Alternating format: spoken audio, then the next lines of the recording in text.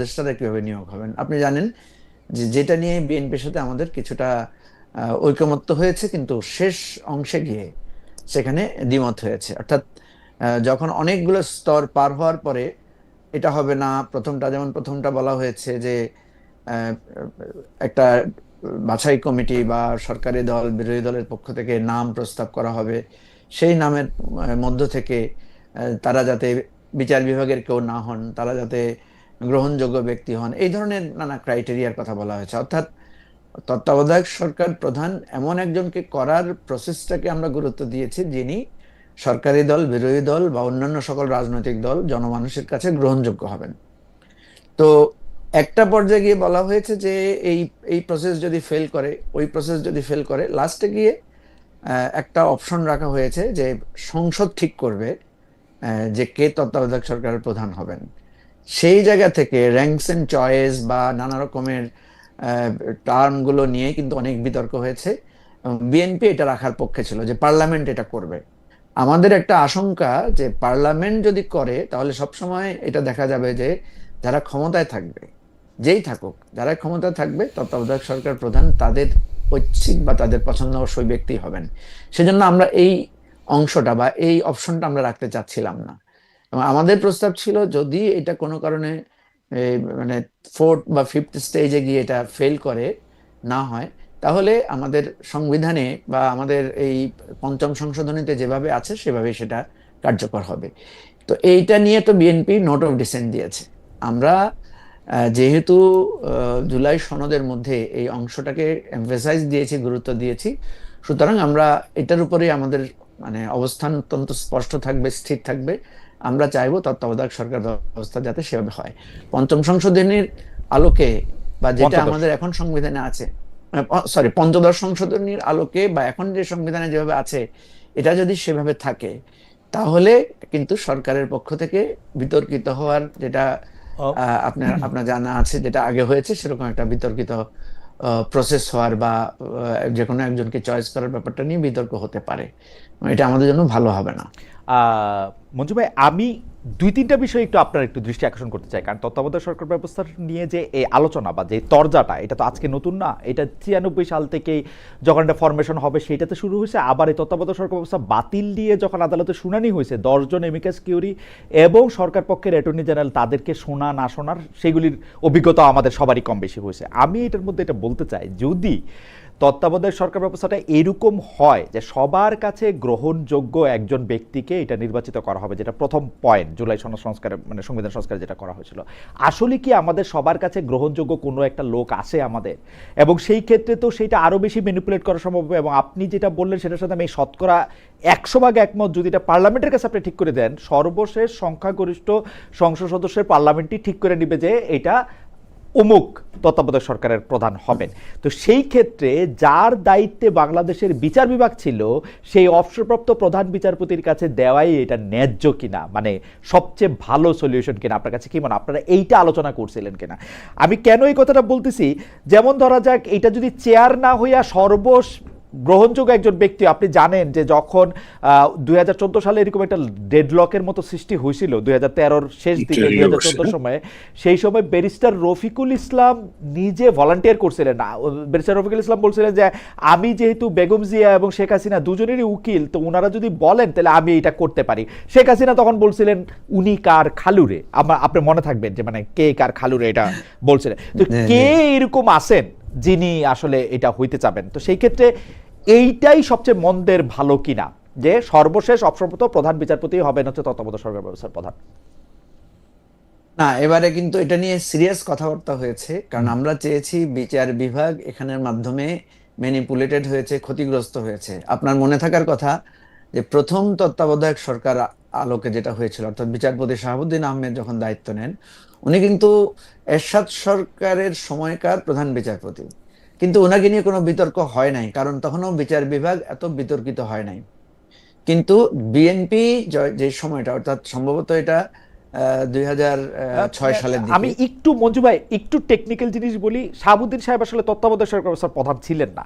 শাহাবুদ্দিন না, সাহেবের না, পরে তত্ত্বাবধায়ক সরকার ব্যবস্থা গঠন করা হয়েছে। মানে 1991 সালে একটা অস্থায়ী সরকার ব্যবস্থা গঠন করা হয়েছিল, যেখানে প্রেসিডেন্ট ভাইস প্রেসিডেন্ট দুইজনই পদত্যাগ করার ফলে একজনকে অস্থায়ী রাষ্ট্রপতি নিয়োগ দেওয়া হয়েছিল, এবং he happens to be the chief justice from মানে ওই সময়টার মধ্যে, মানে তখনও তত্ত্বাবধায়ক সরকার ব্যবস্থা ছিল না আর কি। না, আমি ওটাই মিন করেছি একটু। জি। প্রথম কথা হচ্ছে উনি তত্ত্বাবধায়ক সরকার নামে ছিলেন না, কিন্তু রোলে তো আসলে তত্ত্বাবধায়ক সরকারই ছিলেন। মানে ওই সময়টা ইন্টারিম টাইমটা উনি দায়িত্ব পালন করেছেন। আমি যেটা বোঝাতে চাচ্ছি যে এই পতিত এরশাদ সরকারের নিয়োগকৃত একজন চিফ জাস্টিসকে আমরা সবাই মেনে নিয়েছি যে উনি ইন্টারিম টাইমটা আমাদের এই নির্বাচন পরিচালনার দায়িত্বে থাকবেন। ওনাকে নিয়ে বিতর্ক হয় নাই, কারণ তখন পর্যন্ত বিচার বিভাগটা অত বিতর্কিত হয় নাই। এটা ওই যে আপনি তো 2006 সালে যে বা 5 সালের দিকে যখন আপনার বিচারপতির বয়স বাড়ানো নিয়ে বিতর্কটা শুরু হলো, অর্থাৎ তত্ত্বাবধায়ক সরকারের প্রধান কে হতে পারেন এই ধরনের ম্যাপিং শুরু হলো, তখনই সবার মধ্যে এটা নিয়ে, আপনি জানেন তখন ওই রাইট। সময়ে একটা মানে অনেকগুলো বিচারপতিকে নিয়ে অলরেডি মানে স্মৃতি তো আমাদের একটু কমে গেছে, ওই ওই ঘটনাগুলো ঘটেছে। বেশ কয়েকজন প্রধান বিচারপতিকে নিয়ে তখন আলোচনা হয়েছে, উনি ছাত্রদল করেছেন, উনি বিএনপি ছিলেন, এই ধরনের ডিসকাশন গুলো পাবলিকলি আসছে, যেগুলো এর আগে কখনো আসে নাই। এরপরে আওয়ামী লীগ ক্ষমতা আসার পরে বিচারপতি নিয়োগে যেভাবে বিচারাঙ্গনকে কলুষিত করা হয়েছে, সেই জায়গা থেকে ওই যে অ্যামিকাস কিউরিরা বা আমাদের নাগরিক সমাজের লোকেরা বলেছেন যে আমাদের বিচার বিভাগকে এটার বাইরে রাখা উচিত। তো সেজন্য আপনি যেটা বলেছেন যে এটা অত্যন্ত কঠিন একটা কাজ, কিন্তু এরপরও তো ধরেন এবারে এবারে ডক্টর ইউনূসকে নিয়ে তো আমরা সবাই একমত ছিলাম। প্রফেসর ইউনূসের নিয়োগের ব্যাপারে কিন্তু কেউই প্রথমে আপত্তি তোলেন নাই, এবং সকলেই ওনাকে মানে দায়িত্ব নেয়ার ব্যাপারে সবাই অনুরোধ করেছেন। এর আগেও কিন্তু 111-এর সময় কিন্তু ডক্টর ইউনূসের নামটা এসেছিল, এবং ওটার ওনার ব্যাপারে তখনও সম্মতি ছিল, কিন্তু উনি সম্ভবত একটা লং টার্ম টাইম চেয়েছিলেন, যার কারণে সেটা হয়নি। এটা আলোচনা আছে, কিন্তু এটার অথেন্টিকেশন এখনো ক্লিয়ার না। আমি যেটা মনে করি যে যদি ধরেন নাম দেয়া হয় যে ঠিক আছে আপনারা নিরপেক্ষ বা আপনাদের দৃষ্টিতে মধ্যম, সবার কাছে গ্রহণযোগ্য, আপনারা 5 জনের নাম দেন, আপনারা 5 জনের নাম দেন, এইভাবে করলে কিন্তু আপনার পার্লামেন্টের দলগুলো যদি নাম দেয় তাহলে সেখানে একটা কমন নাম পাওয়া যেতে পারে। এবং গ্রহণযোগ্য নাম যে পাওয়া যাবে না তা না, পার্লামেন্টের দলগুলোকে যখন বলা হবে আপনারা 5 জনের নাম দেন, একটা জিনিস হবে কি, ধরেন আমরা উদাহরণ হিসেবে বললাম যে এখানে ধরেন আমাদের 3 জনকে বলা হলো যে যে আপনারা 5 জন করে নাম দেন। তো নিশ্চয়ই আমরা এমন নাম দেওয়ার চেষ্টা করব যাতে যেটা নিয়ে কেউ প্রশ্ন তুলতে না পারে, বিতর্ক হতে না পারে। ধরেন আমি এমন একজনের নাম দিলাম, খালেদ ভাই, আপনি বললেন যে ভাই উনি তো আপনার আত্মীয় বা উনি তো আপনার পরিচিত, আপনি ওনার নামটা দিলেন, এটা কোনো কথা হইলো? বা আপনি এমন একজনের নাম দিলেন, আমি বললাম যে খালেদ ভাই উনি তো আপনারই লোক, ওকে, আপনি আমি তো নিরপেক্ষ লোক দিলেন না। আমার মনে হয় তো যে এইটা মোটামুটি ভাবে আপনি পরিষ্কার করছেন, কিন্তু আমরা এটা নিয়ে আরেকটু আলোচনা করব। কারণ হচ্ছে যে আপনার কাছে ফিরে আসবো মঞ্জু ভাই, কারণ আমি শুধু ওই 2 পয়সাটা দিয়ে রাখি, আমার 2 পয়সাটা, কারণ আমি এই 29 বছর মানে সকর্মক সাংবাদিকতার 28-29 বছরে আমি যেটা দেখছি সেটা হইলো আমরা বিএনপি বুদ্ধিজীবী, আওয়ামী বুদ্ধিজীবী, জামায়াতি বুদ্ধিজীবী, জাতীয় পার্টির বুদ্ধিজীবী এরকম দেখি, একদম নিরপেক্ষ কাউরে আমরা আসলে দেখি না। আপনি ডক্টর মোহাম্মদ ইউনূসের কথা আপনি বলতেছেন, কিন্তু ডক্টর মোহাম্মদ ইউনূসের পরিচয় আমার কাছে, ডক্টর মোহাম্মদ ইউনূস একজন নিরপেক্ষ নোবেল প্রাইজ পাওয়া, কিন্তু বাংলাদেশের অনেক মানুষ উনি মনে করেন যে উনাকে আনাই হয়েছে কারণ উনি শেখ হাসিনার অনেক বিপক্ষে ছিলেন, সেই জন্য। শেখ হাসিনার এতটুকু বিরোধিতা যদি তিনি না করতেন তাইলে হয়তো সবাই উনার ব্যাপারে একমত হইতো না, কারণ শেখ হাসিনা তো একটা পক্ষ। আমি আমার 2 পয়সাটা দিয়ে রাখলাম। তো সেই ক্ষেত্রে চেয়ার ছাড়া মানুষ আমাদের পক্ষে বাছাই করা সম্ভব কিনা সেইটা আমি, এটা এটা নিয়ে আমি আপনাকে পরের ইয়াতে বলবো। আগে আনিস আলমগীর ভাই বলে আসুক, যে বলবো। আমরা একটু আনিস আলমগীর ভাইকে শুনি। যে আনিস আলমগীর ভাই, আপনার কাছে কি মনে হয় যে তত্ত্বাবধায়ক সরকার ব্যবস্থা ফিরে আসলো, এটা ভালো হলো কি খারাপ হলো? জুলাই সনদের মধ্যে যেভাবে মঞ্জু ভাই বলতেছিলেন যে 5 জন মানুষ বা পরস্পরের নামের বিরুদ্ধে একটা কমন ফ্যাক্টর খুঁজে বের করা, এবং মঞ্জু ভাই কারেক্টলি বলছেন যে 2005 সালে ব্যারিস্টার মওদুদ আহমেদ, আমি দর্শকদের উদ্দেশ্যে বলতেছি, 2005 সালে ব্যারিস্টার মওদুদ আহমেদ যখন আইনমন্ত্রী ছিলেন তখন তিনি বিচারকদের বয়স বাড়ানোর একটা বিল আনেন, এবং বিচারকদের বয়স 65 থেকে 66 করেন যখন বিচারপতি কে এম হাসান রিটায়ার্ড করেছেন তার ঠিক পরদিন, যাতে উনি সর্বশেষ অবসরপ্রাপ্ত প্রধান বিচারপতি রয়ে যান। মানে এটা যদি তার আগের দিনও করেন তাহলে কিন্তু বিচারপতি কে এম হাসান 2 বছর বেশি প্রধান বিচারপতি থাকেন, এবং তিনি সবচেয়ে যোগ্য বিচারক, এটা কারো কোনো সন্দেহ ছিল না। কিন্তু তিনি করছেন যেদিন বিচারপতি কে এম হাসান অবসর নিয়েছেন তার ঠিক পরদিন। তো সেই জন্য এইটা নিয়ে দারুণ রকম বিতর্ক তৈরি হয়। তারপরে বিচারপতি আপিল বিভাগের অন্যান্য বিচারককে এইটা দিতে মানে এই পদ নিতে বলা হয়েছে কিনা সেই ব্যাপারে সত্য মিথ্যা অনেক রকম আমরা শুনছি। এবং ইয়াজউদ্দিন আহমেদ সাহেব নিজেই রাষ্ট্রপতিও ছিলেন, সাথে তত্ত্বাবধায়ক সরকারের প্রধান হয়েছেন, যেটা নিয়ে আসলে মূল গন্ডগোলটা করার সুযোগ সে সময় হয়েছিল এবং যার পরিপ্রেক্ষিতে 111 আসছিল। আপনি কি মনে করেন যে সেই 111 আসা, বিচার বিভাগকে ধ্বংস হওয়া, এই পথ আসলে অন্তর্বর্তীকালীন সরকার ফিরে আসা ঠেকাতে পারবে কিনা? অন্তর্বর্তীকালীন সরকার ব্যবস্থা, তত্ত্বাবধায়ক সরকার ব্যবস্থা ফিরে আসা ঠেকাতে পারবে কিনা? এটা খুব কঠিন কোশ্চেন। আপনারা যেভাবে দুইজনই বলছিলেন যে আসলে আমি তো প্রথম দেখি যে কোন ব্যক্তিটা প্রধান হবেন, উপদেষ্টা হবেন, সেই জায়গায় যখন বাংলাদেশে একটার পর একটা যতগুলো এসছে সবগুলো নিয়ে বিতর্ক ছিল। আপনি যে বিস্তারিত বলেছেন হাসান সাহেবের যে বিষয়টা, উনার পরবর্তীতে যিনি এসছেন তখনও একই অবস্থা।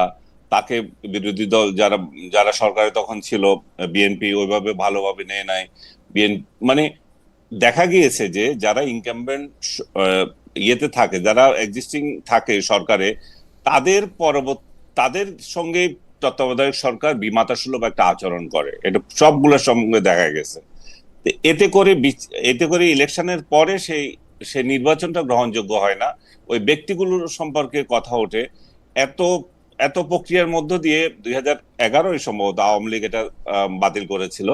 বাতিল করার পর এটা নিয়ে আবার আমরা আফসোস করলাম যে কেন এটা বাতিল করলো। কিন্তু বাতিল করেও তারা যে একটা ভালো কিছু উপহার দিতে পেরেছে তা তো না। তারা তো যা কিছু করে গেছে সেগুলো নিয়ে এত কোনো মডেল দাঁড় করাতে পারে নাই।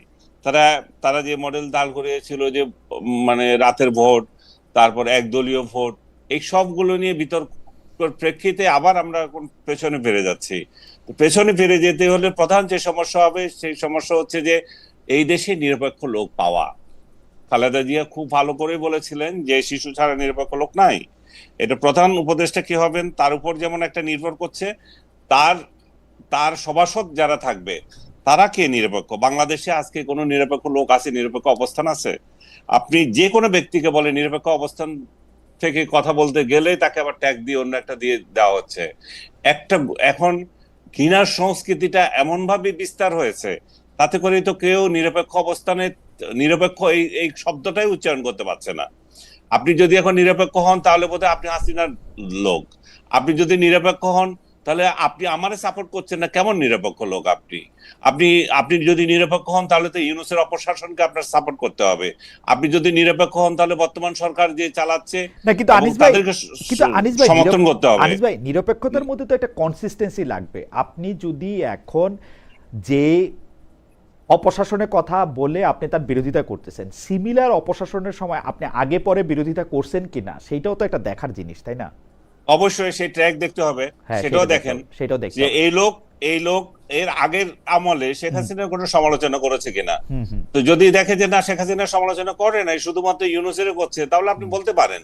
কিন্তু আপনি যদি সমালোচনা করার অর্থ যদি এই বুঝেন, ব্যক্তিগতভাবে আমার সম্পর্কে মনে করেন সাংবাদিক, যে আমি রাস্তায় নেমে শেখ হাসিনা বিরোধী স্লোগান দেব, সেটা হচ্ছে বিরোধিতা।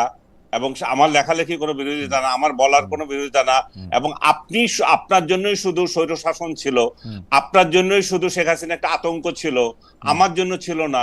সো আমার টেকনিক্যালি আমাকে এগোতে হয় নাই তা তো না। সবার ক্ষেত্রে যেটা হয়েছে আমার ক্ষেত্রে সেটা হয়েছে। এখন আপনি নিরপেক্ষতা ধরবেন কি দিক দিয়ে? যে সে আদৌ মৌলিক বিষয়গুলো নিয়ে আপত্তি করেছে না কিনা, ভুয়া ইলেকশন নিয়ে আপত্তি করেছে কিনা, অপশাসন নিয়ে আপত্তি করেছে কিনা, এবং বিরোধী দল, বিশেষ করে বিরোধী দলকে যে নির্যাতন, বিরোধী পক্ষকে নির্যাতন, বিরোধী মতকে নির্যাতন, সেই ব্যাপারে তার মুখ খুলেছে এগুলা দেখেন। সেই হিস্ট্রি দেখেন, তাহলে আপনি দেখেন যে পেয়ে যাবেন। আমার মনে হয় এখন আমি মনে করি যে প্রত্যেক ব্যক্তির ক্ষেত্রেও এরকম হবে যে সে নিরপেক্ষ ছিল কিনা সেটা আগের হিস্ট্রি দেখে এবার দেখে দাও। কিন্তু খালেদ সেই লোক পাওয়া খুব কঠিন। আপনি যতই বলেন 10 জন লোক আগামীতে নিরপেক্ষ ব্যক্তি নির্বাচন করতে পারবে না। যে কোনো কেয়ারটেকার সরকার আসুক সে পারবে না। এটা তার জন্য প্রথম হিমশিম খেতে হবে 10 জন ব্যক্তি নির্বাচন করা। আনিস ভাই, আমার একটা হাইপোথিসিস আছে। সেই হাইপোথিসিস আমি দিছিলাম হচ্ছে 2023 সালে। আমার হাইপোথিসিস হচ্ছে বাংলাদেশের মানুষ নিরপেক্ষতার মধ্যে থেকে বাছাই করে আমি হয়তো পাইলাম না, কিন্তু শেখ হাসিনা যদি প্রধানমন্ত্রী পদ থেকে সইরা গিয়া অন্য যে কোনো লোককে প্রধানমন্ত্রী পদে বসায়া ইলেকশন করে তাইলে এর চেয়ে ভালো ইলেকশন হবে এবং শেখ হাসিনা হাইরা যাবে। এটা আমার কাছে মনে হইতো যে শেখ হাসিনা নিজেও এটা জানতো। আমরা যদি প্রধান নির্বাহী পদে পরিবর্তন দেখতে পাই, অর্থাৎ বর্তমান ক্ষেত্রে জনাব তারেক রহমান যদি প্রধানমন্ত্রীর পদে বৈশা ইলেকশন করতে না পারে, তাইলে এত বড় ম্যানিপুলেশন করা সম্ভব হবে না, যেটা 14, 18, 24-এ সম্ভব হয়েছে। এখন এই জন্য এটা মন্দের ভালো নিয়ম কিনা, কারণ শেখ হাসিনা এটা খুব ভালো করে জানতো যে উনি জাস্ট চেয়ার থেকে সরলে, আপনি জানেন, আনিস ভাই, মঞ্জু ভাই তো আরো বেশি করে জানে, কারণ মঞ্জু ভাই সিস্টেমগুলির মধ্যে থাকে। একটা প্রস্তাব বোধহয় বিএনপি থেকে এরকমও গেছিল যে আপনারা সিনিয়র কাউকে, সংসদ সদস্য দলীয় কাউরে, যেমন তোফায়েল আহমেদ, যেমন আমু সাহেব, যেমন রাজ্জাক সাহেব, কাউরে একটা বসা একটা ইলেকশন দেন। শেখ হাসিনা ওইটাতেও রাজি হন নাই।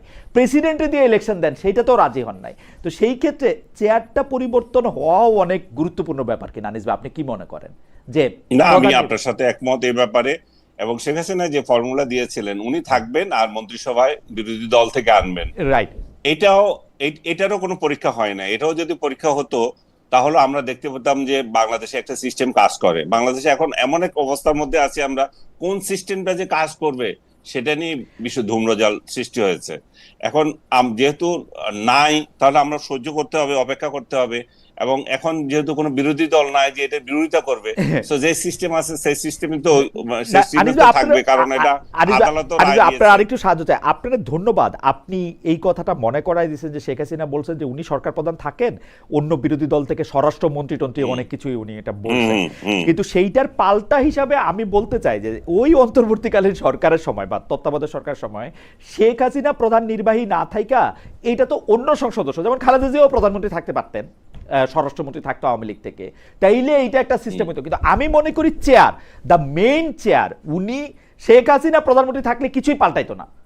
কিন্তু শেখ হাসিনা প্রধানমন্ত্রী না থাইকা যদি কথার কথা শেখ রেহানাও প্রধান নির্বাচন কমিশনার বা প্রধান উপদেষ্টা থাকতেন, তাইলেও অনেক কিছু পাল্টাইতো। এটা হচ্ছে আমার হাইপোথিসিস। আপনি এটা নিয়ে যদি আরেকটু ইলাবোরেট করতেন যে প্রধান ব্যক্তিটাই বাংলাদেশে ম্যাটার করে কিনা আসলে, কারণ না, প্রধান ব্যক্তিটা তো ম্যাটার করে। আমি তো বলছি প্রধান ব্যক্তি ম্যাটার করছে, কারণ প্রধান ব্যক্তির জন্যই তো আপত্তি। যে অন্যান্য ব্যক্তিগুলোতে যেতেও আমার মনে হয় বিএনপি তখন আপত্তি ছিল না, বিএনপি নিতে পারতো। বিএনপি যেহেতু প্রধান ব্যক্তি থেকে যাচ্ছেন, সেই জন্য এটাতে আপত্তি করলেন। বাট একটা জিনিস আমার বলতে হয় যে আমরা আসলে এক্সপেরিমেন্টের সুযোগই পাই নাই। ওই সময় যদি একটা হতো তাহলে একটা দাঁড়াতো যে এটা কি হয় কিনা। কিন্তু যেটা দেখা গেল, একদলীয় একটা ইলেকশন হলো এবং 151 জন হওয়ার আগে, মানে নির্বাচিত হয়ে গেল আগেই, ইলেকশনের আগেই। তারপরে এর পরবর্তী যেটা হলো সেটা হচ্ছে আমরা একটা সর্বদলীয় ঐক্যের, আবার মানে রাজনৈতিক সরকারের অধীনে আমরা আরেকটা নির্বাচন করলাম 2018 সালে। সেখানে দেখা গেল যে বিরোধী দল চরম ভাবে প্রতারিত হলো, তাদেরকে নিয়ে এসে আসলে এমন একটা নির্বাচন করলো যেটা ইতিহাসের সবচেয়ে নিকৃষ্টতম ইলেকশন আমি মনে করি ওইটা। কারণ বিরোধী দলকে 7টা আসন সম্ভবত দিয়েছিল, আর সবগুলো নিজেরা রাতে আসন দখল করলো। ইভেন 24-এ যে ইলেকশনটা হলো, এটাও অনেকটা গ্রহণযোগ্যতা ছিল, যে অন্তত নিজেদের মধ্যে হলো কন্টেস্ট হয়েছে, কে জিতবে না জিতবে, এখানে একটা ইয়ে ছিল যে নির্দিষ্ট করে দেওয়া হয় না। কিন্তু 18 যে ইলেকশন, এটা তো কোনো মানে এর থেকে নিকৃষ্ট ইলেকশন আমার মনে হয় বাংলাদেশ খুব কম করেছে। তো এই ধূম্রজালটা, এখন আপনার কথাই আবার আসতেছি যে আমরা আসলে সরকার প্রধান পরিবর্তন করে, মানে সরকারের অধীনেই, যে সরকার আছে সেই সরকারের অধীনেই একটা নির্বাচন করা যায় কিনা, সেটার দিকেও আমরা খেয়াল রাখতে পারি। সেই সরকারের অধীনে আমরা নির্বাচন করতে পারি না, সেটা আমরা, ঠিক আছে। আমরা একটু মঞ্জু ভাইয়ের কাছে আসি। মঞ্জু ভাই, অন্তর্বর্তীকালীন তত্ত্বাবধায়ক সরকার ব্যবস্থার প্রধান কে হবেন সেটা নিয়ে সবচেয়ে বেশি যেটা নিয়ে আলোচনা হয়েছে, এই যে একবারে তো হঠাৎ করে তো আর প্রধান বিচারপতি বা সর্বশেষ অবসরপ্রাপ্ত প্রধান বিচারপতি উনি না হলে আপিল বিভাগের সর্বশেষ অবসরপ্রাপ্ত বিচারক, এইটা তো একদিনে হয় নাই। সেইটা হওয়ার ক্ষেত্রে যেটা দেখা হয়েছে যে এর মাঝখানে আরো দুইটা কথা হয়েছিল, যে আমরা বিচারক নিয়োগের ক্ষেত্রে, যেহেতু উনারা আমাদের দণ্ডমুণ্ডের কর্তা, বিচার বিভাগের প্রধান, বিচারক নিয়োগের ক্ষেত্রেও আমরা এক ধরনের স্বাধীনতা তাদেরকে দিব এবং তারা স্বাধীনভাবে বিচারক নিয়োগ, মেধা ও যোগ্যতার ভিত্তিতে নিয়োগ করবেন, যেটা করা হয় নাই। তার সকল সমস্যার মূলে ওইটা রয়ে গেছে। আমার কথাটা হইল যে আপনি হয়তো তাদেরকে মনে করলেন যারা তত্ত্বাবধায়ক সরকার ব্যবস্থার ক্ষেত্রে তারা বায়াসড হবেন। যদি আপনি এটা মনে করেন তাহলে এই বায়াসড লোকদের বিচার বিভাগে রাখার ব্যাপারে আপনার আপত্তি থাকা উচিত না। তাহলে তো কি মারাত্মক একটা অবস্থা, মানে আমার বিচার বিভাগ, আমি জানি বিএনপির প্রতি বায়াসড 10টা লোক বসে আছে, এইটা কি হওয়া উচিত? এরকম আগে তো ওইটা ঠিক করা উচিত, মানে এটা তো ইভেন নির্বাচনের থেকেও ভয়ঙ্কর। এবং চেয়ার নিয়ে আমার হাইপোথিসিসটাও যদি একটু বলেন, যে প্রধান ব্যক্তি চেয়ারে না থাকলেই ঘটনাটা অন্যরকম হয়। না, প্রথম কথা হচ্ছে যে আমাদের কনস্টিটিউশনেই তো বিচার বিভাগকে একটা স্বাধীন বিচার ব্যবস্থার কথা বলা আছে, এবং আপনি দেখবেন প্রত্যেক দলেরই কমিটমেন্ট সেরকম আছে যে তারা একটা শক্তিশালী নিরপেক্ষ স্বাধীন বিচার বিভাগ করতে চায়। আপনাদের দুইজনের আলোচনা থেকে আমি যদি মিলাই, তাহলে আমি যেটা পাবো সেটা হচ্ছে যে আমরা যখন তত্ত্বাবধায়ক সরকার ব্যবস্থাটাতে গেলাম, সবাই মিলেই তো গেলাম, ধরেন বিএনপি, আওয়ামী লীগ, জামাত, 5 দল 7 দল সবাই মিলে কিন্তু তত্ত্বাবধায়ক সরকার ব্যাপারে একমত হয়েছে। কিন্তু যেহেতু কনস্টিটিউশনকে মানতে গিয়ে শাহাবুদ্দিন সাহেবকে করা হয়েছে, এবং শাহাবুদ্দিন সাহেবের নির্বাচন, বিচারপতি লতিফুর রহমানের নির্বাচন এবং বিচারপতি হাবিবুর রহমানের নির্বাচন, এই 3টা নির্বাচনকে বাংলাদেশের ইতিহাসে বলা হয় কম্পারেটিভলি বেটার ইলেকশন। আপনি তো জানেন যেটা সাধারণত নিরপেক্ষ ব্যক্তি আমরা কেউ না, কারণ আমরা যেহেতু ভোট দিই, আমি তো নিশ্চয়ই কোনো না কোনো দলকে ভোট দিই। কিন্তু দেখেন, তারপরেও কিন্তু যখন বিরোধী পক্ষকেও আমরা কেউ সম্মান জানাই, তখন কিন্তু তার মধ্যে একটা নিরপেক্ষতা তৈরি হয়। যেমন আপনি যদি এখন এবার পার্লামেন্টের দিকে তাকায় দেখেন, যে মেজর হাফিজ সাহেব এবং ওই যে ব্যারিস্টার যিনি ডেপুটি স্পিকার হয়েছেন, ওনারা কিন্তু বিএনপিরই লোক, বিএনপি নির্বাচিত এমপি, কিন্তু পার্লামেন্ট পরিচালনার ক্ষেত্রে তাদের মধ্যে এক ধরনের নিরপেক্ষতা বা একটা জায়গা দেখা যাচ্ছে, এবং বিরোধী দল সবসময় তাদেরকে বলতে পারছে যে আপনারা তো নিরপেক্ষতা রাখছেন না। যখনই বলছে তখন সে কিন্তু আবার নিজে ব্যারিস্টার কায়সার কামালের কথা বলছি, তখন তাদের মধ্যে কিন্তু এক ধরনের এই মনোভাব কাজ করছে যে না, আমি তো একটা নিরপেক্ষ জায়গায় আছি। তো এখন যখনই আপনি, আপনার কথাটার সাথে আমি একমত, যে নির্বাহী ক্ষমতায় যিনি থাকবেন তিনি যদি একেবারে দলীয় প্রধান না হন বা দলীয় লোক না হন, তাহলেও কিন্তু তাহলেও কিন্তু আমরা একটা বেটার ইলেকশন পাবো। একেবারে ত্রুটিমুক্ত নির্বাচন পেতে গেলে আমাদেরকে টোটাল ইলেকশন সিস্টেমটাকেই বদলাতে হবে, এবং ইলেকশন সিস্টেমটাকে আরো প্রযুক্তি নির্ভর, আরো এই যে আমাদের যে গতানুগতিক নির্বাচন পদ্ধতি আছে, এই সমস্ত পদ্ধতিতে পরিবর্তন আনতে হবে। আর আপনি যেটা বলেছেন বিচার বিভাগকে, তো আপনি দেখেন এবারে অন্তর্বর্তীকালীন সরকারের সময় কিছুদিন আমরা স্বাধীন বিচার বিভাগকে একটু প্র্যাকটিস করেছিলাম। সুপ্রিম জুডিশিয়াল অ্যাপয়েন্টমেন্টের মাধ্যমে কিছু বিচারক নিয়োগ হয়েছে এবারে, এবং কম্পারেটিভলি বিচার বিভাগের লোকরা বলছেন যে এবারে কিছুটা মেধাবী এবং বেটার জাজ কিছু অ্যাপয়েন্টমেন্ট হয়েছে। কিন্তু বিএনপি এসে কিন্তু এই আইনটাকে কিন্তু তারা বাতিল করে দিয়েছে। ফলে আমরা আবার শেখ হাসিনার নিয়মে চলে গেলাম, যে বিচারপতি নিয়োগ এখন মন্ত্রণালয়ের মাধ্যমে সরকারের ইচ্ছাতেই হবে। সুপ্রিম জুডিশিয়াল অ্যাপয়েন্টমেন্ট কমিটি না মনে হয় যে বিচারক নিয়োগের ক্ষেত্রে, বাংলাদেশের বিচারপতি একজনই মঞ্জু ভাই, বিচারপতি হচ্ছে শুধু প্রধান বিচারপতি, বাকি সবাই বিচারক। তো বিচারক নিয়োগে প্রধান বিচারপতি এখন পর্যন্ত যা কিছু সংবিধানে আছে, প্রধান বিচারপতির সিদ্ধান্তই আসলে বিচারক নিয়োগের ক্ষেত্রে সর্বশেষ সিদ্ধান্ত। কাগজে কলমে যেটা আছে, আইন মন্ত্রণালয় তাকে সাচিবিক সহায়তা দিবে। মানে তার সামনে কয়েকটা নাম দিবে, ওই নামগুলির মধ্যে উনার যদি পছন্দ হয় উনি টিক চিহ্ন দিবেন, যদি পছন্দ না হয় উনি ছিঁড়ে ফেলে দিবেন। এই স্বাধীনতা উনার আছে। এরপরে উনি যাদেরকে নির্বাচিত করবেন, রাষ্ট্রপতির কাজ হচ্ছে প্রধানমন্ত্রীর সাথে আলোচনার প্রেক্ষিতে ওইটাকে কার্যকর করা। আমি যেটা বলছি, সুপ্রিম জুডিশিয়াল অ্যাপয়েন্টমেন্ট কমিটি যেটা প্রস্তাব করা হয়েছে, এটা তো নিশ্চয়ই আপনি দেখেছেন। জি দেখেছি। যে অধ্যাদেশটা করা হয়েছিল, বিএনপি তো এটাকে রাখে নাই, অর্থাৎ বিএনপি বলছে আরো বেটার ফর্মুলা করবেন। আমাদের আর্গুমেন্ট ছিল যেটা হচ্ছে এটা তো কিছুটা হলেও বেটার, এটা রাখেন, রাইখা এটাকে আপনারা আবার আরো ইমপ্রুভ করতে চাইলে নতুন করে আরেকটা আইন করেন। যাই হোক, আপনার সাথে আমি একমত যে শুধু তত্ত্বাবধায়ক সরকার ব্যবস্থার জন্য আমি বিচারপতিদের নিরপেক্ষ করার চাইতেও মোর ইম্পর্টেন্ট হচ্ছে আমার বিচার বিভাগকে স্বাধীন করা, আমার বিচার বিভাগকে নির্দলীয়, নিরপেক্ষ, সততার জায়গা থেকে একটা স্ট্যান্ডার্ড মানদণ্ডে করা। তো না, সেটা না, আমি যদি একটু- আমরা করতে পারি। আমি একটু পরবর্তী প্রসঙ্গে যাওয়ার আগে আপনার কাছ থেকে একটা লাইন আমার শুনতেই হবে, যেটা আমি আসলে আনিস ভাইয়ের কাছেও শুনবো। আমি কিন্তু মনে করি বাংলাদেশে বর্তমান সংবিধানে বাংলাদেশের প্রধান বিচারপতির এই রকম ক্ষমতা দেয়া আছে যে প্রধান বিচারপতিকে আসলে আসলে কিছু করার নাই। প্রধান বিচারপতি সত্যিই দণ্ডমুণ্ডের কর্তা, কিন্তু সেইটা উনি এক্সারসাইজ করেন না। যেমন আইন মন্ত্রণালয়ের কথা হইল 2 জন নাম উনার কাছে পাঠানো যে বিচারক করবেন। আইন মন্ত্রণালয়ের বিরুদ্ধে অভিযোগ আছে যে তারা 2টা পচা নাম তার কাছে পাঠায়, এর মধ্যে যে কোনো একটা উনি সাইন করে দেয়। কিন্তু উনি যদি এটা ছুঁইরা ফালায় দেয়, কারো কিন্তু কোনো করার কিছু নাই, উনি ফালায় না কেন? মানে স্পিকার ডেপুটি স্পিকাররা যেটা করতে পারে এটা প্রধান বিচারপতি কি করতে পারে না, নাকি কি হয় ওনার? এটা না, যদি আমি খুব ইন্টারেস্টিং একটা কথা আপনি মনে করিয়ে দিয়েছেন। আমি গত অন্তর্বর্তীকালীন সরকারের সময় আমার প্রফেসর ডক্টর আসিফ নজরুলের সাথে এই বিষয় নিয়ে লম্বা কথা হয়েছিল। উনি আমাকে বলেছিলেন, ভাই, প্রধান বিচারপতির বাংলাদেশের এমন ক্ষমতা, ওনার দৃষ্টিতে প্রধানমন্ত্রীর পরেই প্রধান বিচারপতির ক্ষমতা বাংলাদেশে, ডেফিনেটলি মানে অ্যাজ পার আমাদের কনস্টিটিউশন এন্ড আমাদের যে প্রসিডিওর আছে। এখন সমস্যা হচ্ছে, আপনি তো প্রধান বিচারপতিকেই বানাচ্ছেন নিজের আজ্ঞাবহ একজনকে, এবং তাকে নিয়োগের ক্ষেত্রে আপনি তো দেখেছেন প্রধান বিচারপতির সাথে মত মিলে নাই বলে বিচারপতি সুরেন্দ্র কুমার সিনহাকে কিভাবে শারীরিকভাবে হেনস্থা করে তাকে দেশ থেকে বাধ্য করা হয়েছে। তো এই ধরনের ঘটনাগুলো যদি এই ধরনের ঘটনাগুলো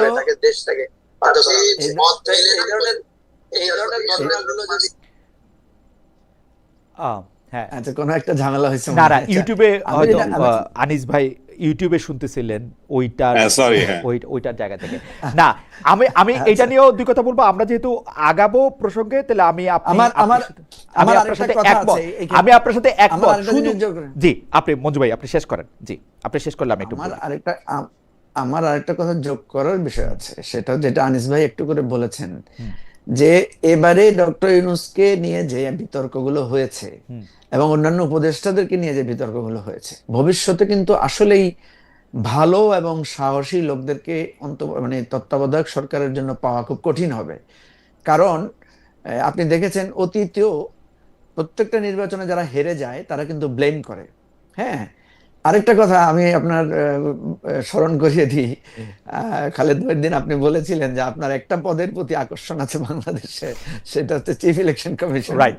তো আপনার ওই কথাটা শুনে আমার এখনো মনে আছে ওই কথাটা, যে আমাদের সিইসি, আমাদের এই এক্সিস্টিং মানে কনস্টিটিউশনের মধ্যেও আমাদের প্রধান নির্বাচন কমিশনার যে পরিমাণ ক্ষমতা এবং এখতিয়ার তার আছে, উনি যদি সেটাও এক্সারসাইজ করতে পারেন, তাহলে কিন্তু মানে একদিকে সিইসি, একদিকে মানে আপনার সিইও, মানে আমি যেটা বলছি তত্ত্বাবধায়ক সরকার প্রধান, এই 2টা লোক যদি মেরুদণ্ডওয়ালা লোক হয়, বাংলাদেশে যত বিতর্ক হোক, হয়তো আপনি যে হারবে সে আপনাকে দোষারোপ করবে, নানা রকম কথা বলবে, কিন্তু কম্পারেটিভলি একটা ভালো ইলেকশন, একেবারে ত্রুটিমুক্ত ইলেকশন করা সম্ভব না, অ্যাবসলিউটলি বেটার ইলেকশন করা সম্ভব। কিন্তু আমি মনে করি কিন্তু যে কথা হচ্ছে তারা করে না। কথা হচ্ছে সিইসি করেও না, এবং সিইসিরা সহযোগিতাও অনেক সময় পায় না, কিন্তু চাইলে কিন্তু ওনারা ঘুরে করতে দাঁড়াতে পারেন। আপনার মনে আছে একজন মাহবুব হোসেন নামে এক ভদ্রলোক, বা মাহবুব সাহেব, ওই যে কবি ছিলেন, জি, জি। উনি ইলেকশন কমিশনার ছিলেন।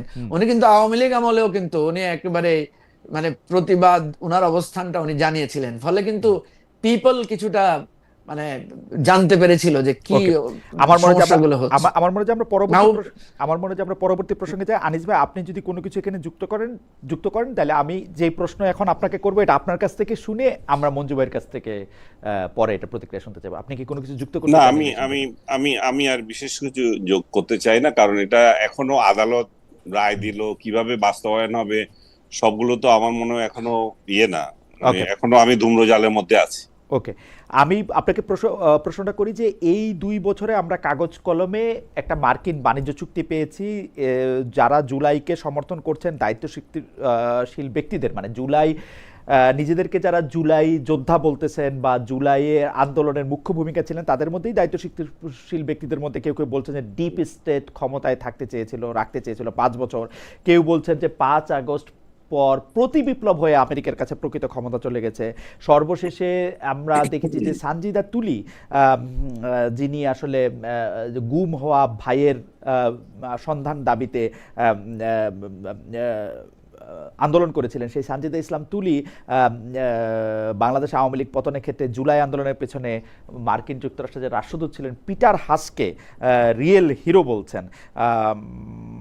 এইটা আপনি কীরকমভাবে দেখেন যে আসলে জুলাই আন্দোলন, মার্কিন যুক্তরাষ্ট্র রিয়েল হিরো? আমি মঞ্জু ভাইকেও একই প্রশ্ন করতে চাই, আগে আনিস আলমগীর ভাইকে শুনবো। আর আনিস ভাই, আপনি আপনার জন্য একটা প্রশ্ন, যে আপনি কোনো এক অনুষ্ঠানে গিয়ে আপনি এ কথা বলেছিলেন যে একজন, এইটা ইটস আলম শফি, উনি বলছেন যে আপনি বলেছিলেন যে, বা যিনি সঞ্চালক ছিলেন তার সঙ্গে সুর মিলিয়ে আপনি বলেছিলেন যে হাসিনার 17 বছরকে হার মানিয়েছে গত 2 বছর। উনি জনগণকে বলবেন কি কিভাবে হাসিনার আমলের গুম খুনকে হার মানালো গত 2 বছরে থাকা সরকারগুলো? আপনি দর্শকের মন্তব্যের জবাব দিতেও পারেন, নাও দিতে পারেন, আপনি যদি। না, দর্শকের মন্তব্যটা আমি সবার আগে দিয়ে দিই, কারণ 2 বছর যে ইউনূসের আমলটা খারাপ ছিল, সেটা তো মানে ইউনূস আমল যে ভালো ছিল না সেটা তো রিসেন্ট টিআইবি রিপোর্টে বলছে। এর থেকে দুর্নীতিগ্রস্ত সরকার বাংলাদেশে আর কখনো আসে নাই, এবং এবং এর থেকে বাজে সরকার কিভাবে হয় যে যে একজনের সাথে আরেকজনের ঝগড়া লাগানো ছাড়া আর কোনো কাজ করে নাই, এবং দেশটাকে বিক্রি করে দিয়ে চলে গেছে। যে আলোচনা আপনি প্রথমে করছিলেন সেটারই প্রসঙ্গ এখানে আসলে। ইলেকশনের 2 দিন আগে দেশটাকে উনি আরেক দেশের সাথে এমন একটা চুক্তি করলেন, এত অসম একটা চুক্তি যেটা বাংলাদেশের ইতিহাসে কখনো ঘটেনি, এবং এই চুক্তি সম্পর্কে অনেকে ওয়াকিবহাল ছিল না, এবং চুক্তির পরেও যখন সমালোচনা হচ্ছে তখন তারা এটাতে গা করছে না, এবং এই চুক্তি নিয়ে পার্লামেন্টে কোনো আলোচনা হয় নাই, কোথাও কোনো আলোচনা নাই, বরং এই এই দেশ বাংলাদেশ যেন ওই অধীনস্থ রাজ্য হয়ে গেছে, সেটারই আলামত আমরা দেখতে পাচ্ছি। আমেরিকান ককাস সৃষ্টি হয় বাংলাদেশে, যেটা আগে কখনো কোথাও ছিল না। আমেরিকান ককাস, আমেরিকান বড় বড় ঘনিষ্ঠ দেশ যারা আছে তারাও কোনোদিন করে নাই। আমার মনে হয় সারা ওয়ার্ল্ডে বোধহয় 4-5টা ককাস আছে কিনা জানি না, তার মধ্যে বাংলাদেশে একটা ককাস সৃষ্টি হয়ে গেল। কি প্রয়োজনটা এত তাড়াতাড়ি দেখা দিল যে আমেরিকান ককাস বাংলাদেশে লাগবে? এবং তারা কারা? সেটা নিয়ে সরকারি দলের সদস্য আছে, বিরোধী দলের সদস্য আছে, তারপর জামাত আছে, আর কি জানি যেগুলো আছে, যে আরেকটা দল এনসিপি আছে, মানে সবাইকে নিয়ে করেছে। তো বাংলাদেশ তার মানে কি, বাংলাদেশ ককাসের দায়িত্ব কি? ওই দেশের স্বার্থ রক্ষা করা। আমেরিকান স্বার্থে কোনো বিরোধিতা যখন আসে তখন সেটা যাতে কার্যকর হয়। এই ককাস সবচেয়ে বেশি সক্রিয় ছিল ইসরায়েলে, এখন বাংলাদেশে হয়েছে দ্বিতীয়টা বা সক্রিয় বলবো। বাকি যে 2-4টা দেশে আছে এগুলো ইনসিগনিফিকেন্ট। আপনি যদি গুগল করে দেখেন এগুলার কোনো গুরুত্বপূর্ণ না। তো বাংলাদেশে কেন ককাস সৃষ্টি হওয়া জরুরি হয়ে গেল? এই ককাস সৃষ্টি হচ্ছে কাদেরকে নিয়ে? আবার এদেরকে নিয়ে যারা ইউনূসকে সমর্থন করেন, যারা ইউনূসের ইলেকশনে নির্বাচিত হয়ে এসেছেন। আবার এরাই আবার কতটা বড় হিপোক্রেট যে ইসরায়েল যখন গাজা আক্রমণ করে তখন সেখানে কম্বুরাস্ত্র ফেলে এবং এই পশ্চিমা গণতন্ত্রের বিরুদ্ধে কথা বলে। আপনি জানেন এগুলা, মানে এদের প্রত্যেকটা কাজের মধ্যে হিপোক্রেসি। একদিক দিয়ে তারা আমেরিকান আদি সাম্রাজ্যবাদের কথা বলে, আবার একদিক দিয়ে আবার বলে যে আমেরিকা আমাদের বন্ধু। আনিস ভাই, এই ক্ষেত্রে যে ঢালটা সবচেয়ে বেশি ব্যবহার করা হয়, যে ভারতীয় আধিপত্যবাদ থেকে মুক্তি পেতে হলে আমেরিকার সাথে বন্ধুত্বটাই এখন আমাদের জন্য সবচেয়ে ভালো, এবং সেই জন্য জামাত ইসলামীর যিনি আমির আছেন তিনিও আমেরিকাকে বন্ধুরাষ্ট্র বলেন। আপনি যেটা বলেন মার্কিন যুক্তরাষ্ট্রের সঙ্গে বাণিজ্য চুক্তির আসলে কোনো প্রতিবাদ করা হয় না। আপনি দেখবেন যে ইরানের মধ্যে এরকম একটা অন্যায় যুদ্ধেরও কোনো প্রতিবাদ করা হয় না, এবং আরো এরকম বলা হয় যে, আমি এটা শুনছি যে এরকম গুরুত্বপূর্ণ লোকরাও এরকম বলেন যে ঠিকই আছে, ভারতকে দেখাই দিতে হলে আমাদের এগুলিই করতে হবে। আপনি এটাতে কি বলেন যে আমরা ভারতীয় আধিপত্যবাদের এমন একটা জায়গায় পৌঁছে গেছিলাম যে এটা থেকে বাইরে হইতে হলে আমাদের আমেরিকার যদি ওইটা যদি আধিপত্যবাদ হয়, এটা একটা ভৃত্যের মতো আচরণ করা ছাড়া আমাদের আর উপায় নাই? আমরা কোথায় বের হয়েছি? ইউনূস কি একটা চুক্তি বাতিল করেছে?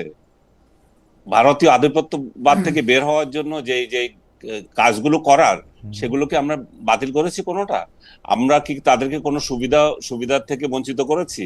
বরং তারা আমাদের কতগুলো সুবিধা দিয়েছিল সেগুলো বঞ্চিত করেছে, বাতিল করেছে। তাদের দেশে ভিসা নেওয়ার জন্য লাখে লাখে দাঁড়িয়ে আছি, এবং তারা বলছে যে একদিনে অন্তত 2000 করতে পারে, সর্বোচ্চ তারা ভিসা দিতে পারে। সেখানে 4 লাখ 5 লাখ ভিসা অ্যাপ্লিকেশন জমে আছে। তো বাংলাদেশ যে কত একটা দেউলিয়া রাষ্ট্র, সে তার কথায় মানে একদিকে এক কথা বলে আর মানে করে আরেকটা কাজ। ভারতের সাথে আধিপত্য দূর করার জন্য যে সমস্ত স্টেপ নেওয়া ছিল, যে সমস্ত গোলামি চুক্তি করে গেছিল, সেগুলো বাতিল করা উচিত ছিল এবং ভারতকে চোখে চোখ রাঙিয়ে বলে দেওয়া উচিত ছিল, কিন্তু কিছুই করে নাই। না করে কি করছে, কিছু জেহাদি হাউকাউ করতেছে, জেহাদি লাগিয়ে দিয়েছে। এবং যেটা ভারত ভারত যেটাতে আরো ক্ষিপ্ত হয়। কয়েকদিন আগে এক বেকুব দেখলাম যে 7 সিস্টারকে বলতেছে, আপনারা জিহাদ করেন না কেন, আপনারা কেন স্বাধীন হন না। এই যে বাংলাদেশে বসে ভারতের বিরুদ্ধে এ ধরনের উস্কানি দেওয়া কিংবা বাংলাদেশে বসে ভারতের প্রীতি দেখানো আমার তো জরুরি না। কিন্তু আনিস ভাই, আপনি ভারতীয় রাজনীতিবিদদেরও বাংলাদেশ সম্পর্কে, বাংলাদেশের স্বাধীনতা সম্পর্কে কোথায় কেমনে কি ঠেকাইতে হবে, রংপুরে ওইটা চলে আসছে, ওইখানে আপনি ভারতীয় গুরুত্বপূর্ণ ব্যক্তিদের মুখেও তো এগুলি শোনেন, মানে দুইটাই তো অশিক্ষিত বয়ান। তার মানে ওই অশিক্ষিত বয়ানটা আপনি অ্যাড্রেস করেন কিনা ওই পাশের? অবশ্যই করি, আমি এটা লিখেছি, আমি শুভেন্দুর বিরুদ্ধে লিখেছি। শুভেন্দু যা ইচ্ছা তা বলতে পারে না।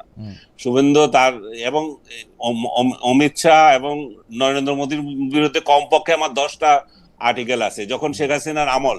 এবং আপনাকে একটু গোপন তথ্যও বলি যে আমি শেখ হাসিনার আমলে মোদীর বিরুদ্ধে লিখি কেন, এইটারই প্রতিবাদ এসেছে। আমি যেখানে আমার লেখা ছাপে সেখানে বলছে যে আপনি ইন্ডিয়া নিয়ে আর লিখবেন না, মানে এমন একটা পর্যায়ে গিয়েছিল।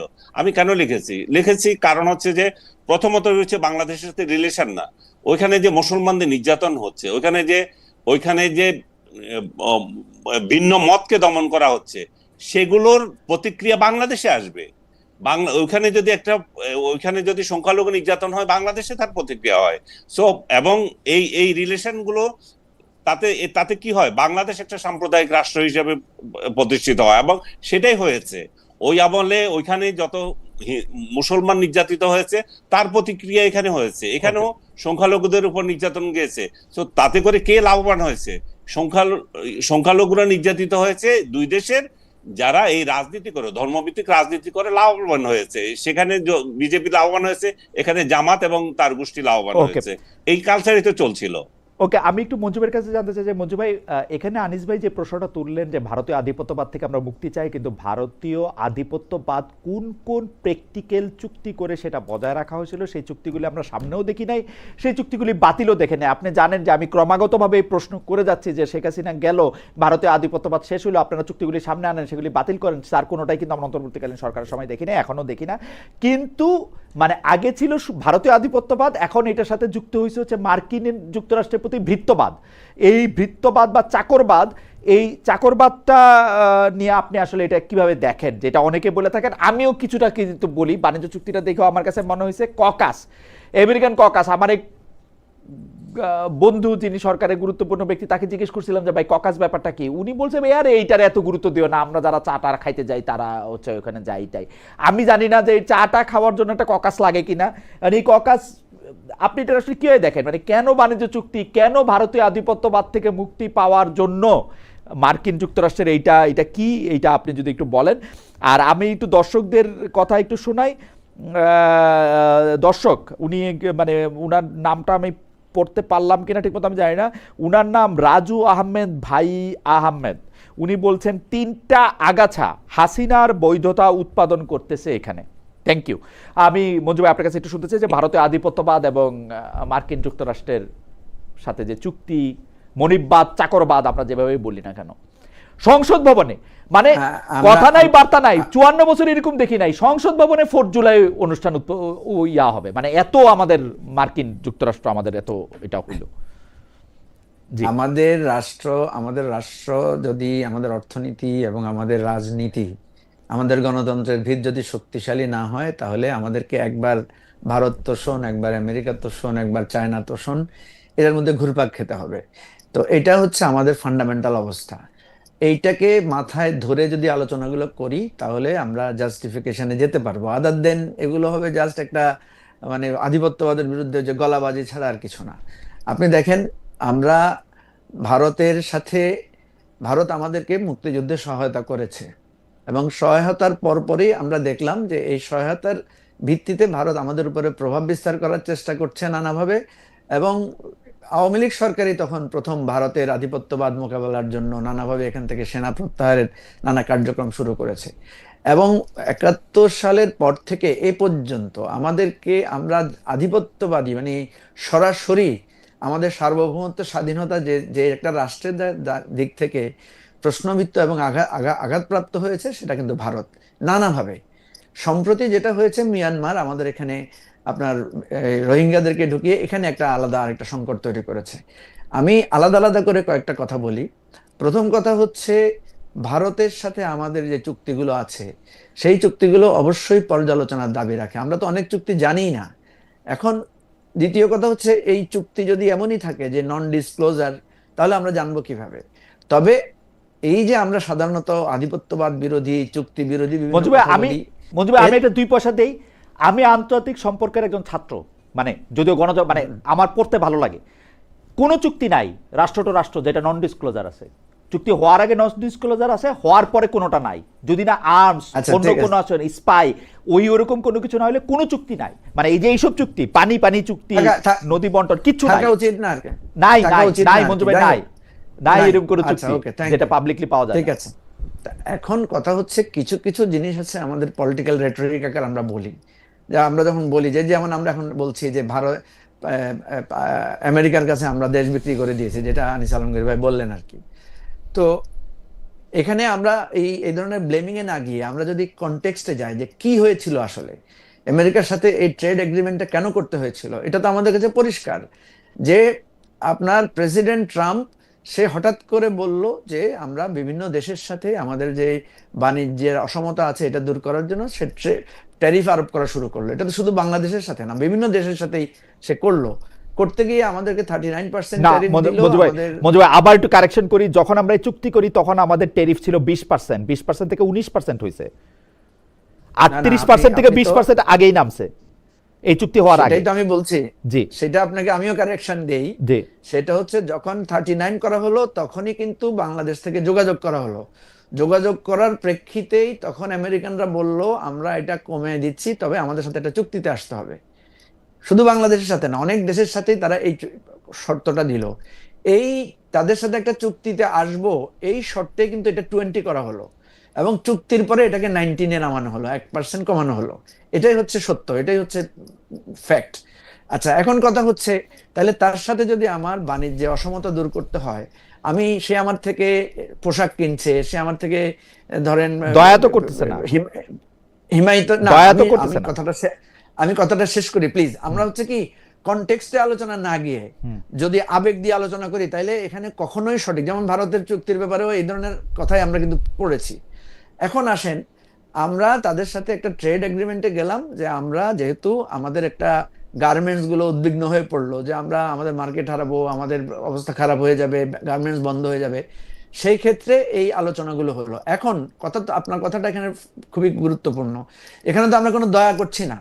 এটা তো তাদের, আমেরিকা যদি বলে যে তোমার থেকে আমি যে পরিমাণ জিনিস কিনবো সেই পরিমাণ জিনিস আমার থেকেও তোমাকে কিনতে হবে, এটা তো আমরা সব জায়গাতে আমরা চাই। আমরাও তো চাই যে আমাদের এই মানে বাণিজ্য অসমতাটা দূর হোক, তো বাণিজ্য ঘাটতিটা দূর হোক। তো এখন আমেরিকার কাছে আমরা আমেরিকা থেকে আমরা কি কিনবো, আমেরিকা থেকে আমরা কি কিনতে পারি? তো সেই জন্যই সে নানা অস্ত্র, নানা তুলা, নানা তেল, গ্যাস, এই জিনিসগুলো আমাদের উপর আরোপ করেছে। এখন কথা হচ্ছে আমেরিকার সাথে আমাদের এই চুক্তিটা করতে আমরা বাধ্য কিনা। আমাদের একটা দায় আছে, যেহেতু আমরা গার্মেন্টস শিল্পটার নির্ভরশীলতা আছে, সেই কারণে আমাদেরকে একটু নত থাকতে হচ্ছে। এখন নত থাকতে গিয়ে আমি কতটুকু নত হব, সেটাই হচ্ছে যৌক্তিক প্রশ্ন। এখানে যে কোনো একটা চুক্তি করলেই এই আলোচনার চাইতেও আমি মনে করি, আমি এটার সাথে একমত যে পার্লামেন্টে এই আলোচনাটা উঠুক, যে আমি যতটুকু পাচ্ছি, আমি যে 19% একটা বেনিফিট পাচ্ছি, এটাতে আমার ইকোনমির ডিপেন্ডেন্সি এবং অবস্থাটা কোথায়, এবং আমেরিকাকে আমি যে জায়গাটাতে ছাড় দিয়েছি সেই ছাড়টা আমার মানে আরো বড় ধরনের স্বার্থের ব্যাঘাত ঘটছে কিনা। যদি ঘটে, এখানে দুইটা কাজ করতে হবে। একটা হচ্ছে আমেরিকার সাথে ফার্দার কূটনীতি করতে হবে যে ভাই তুমি তো আমাকে এবারে এই জায়গায় আমাকে ছাড় দাও।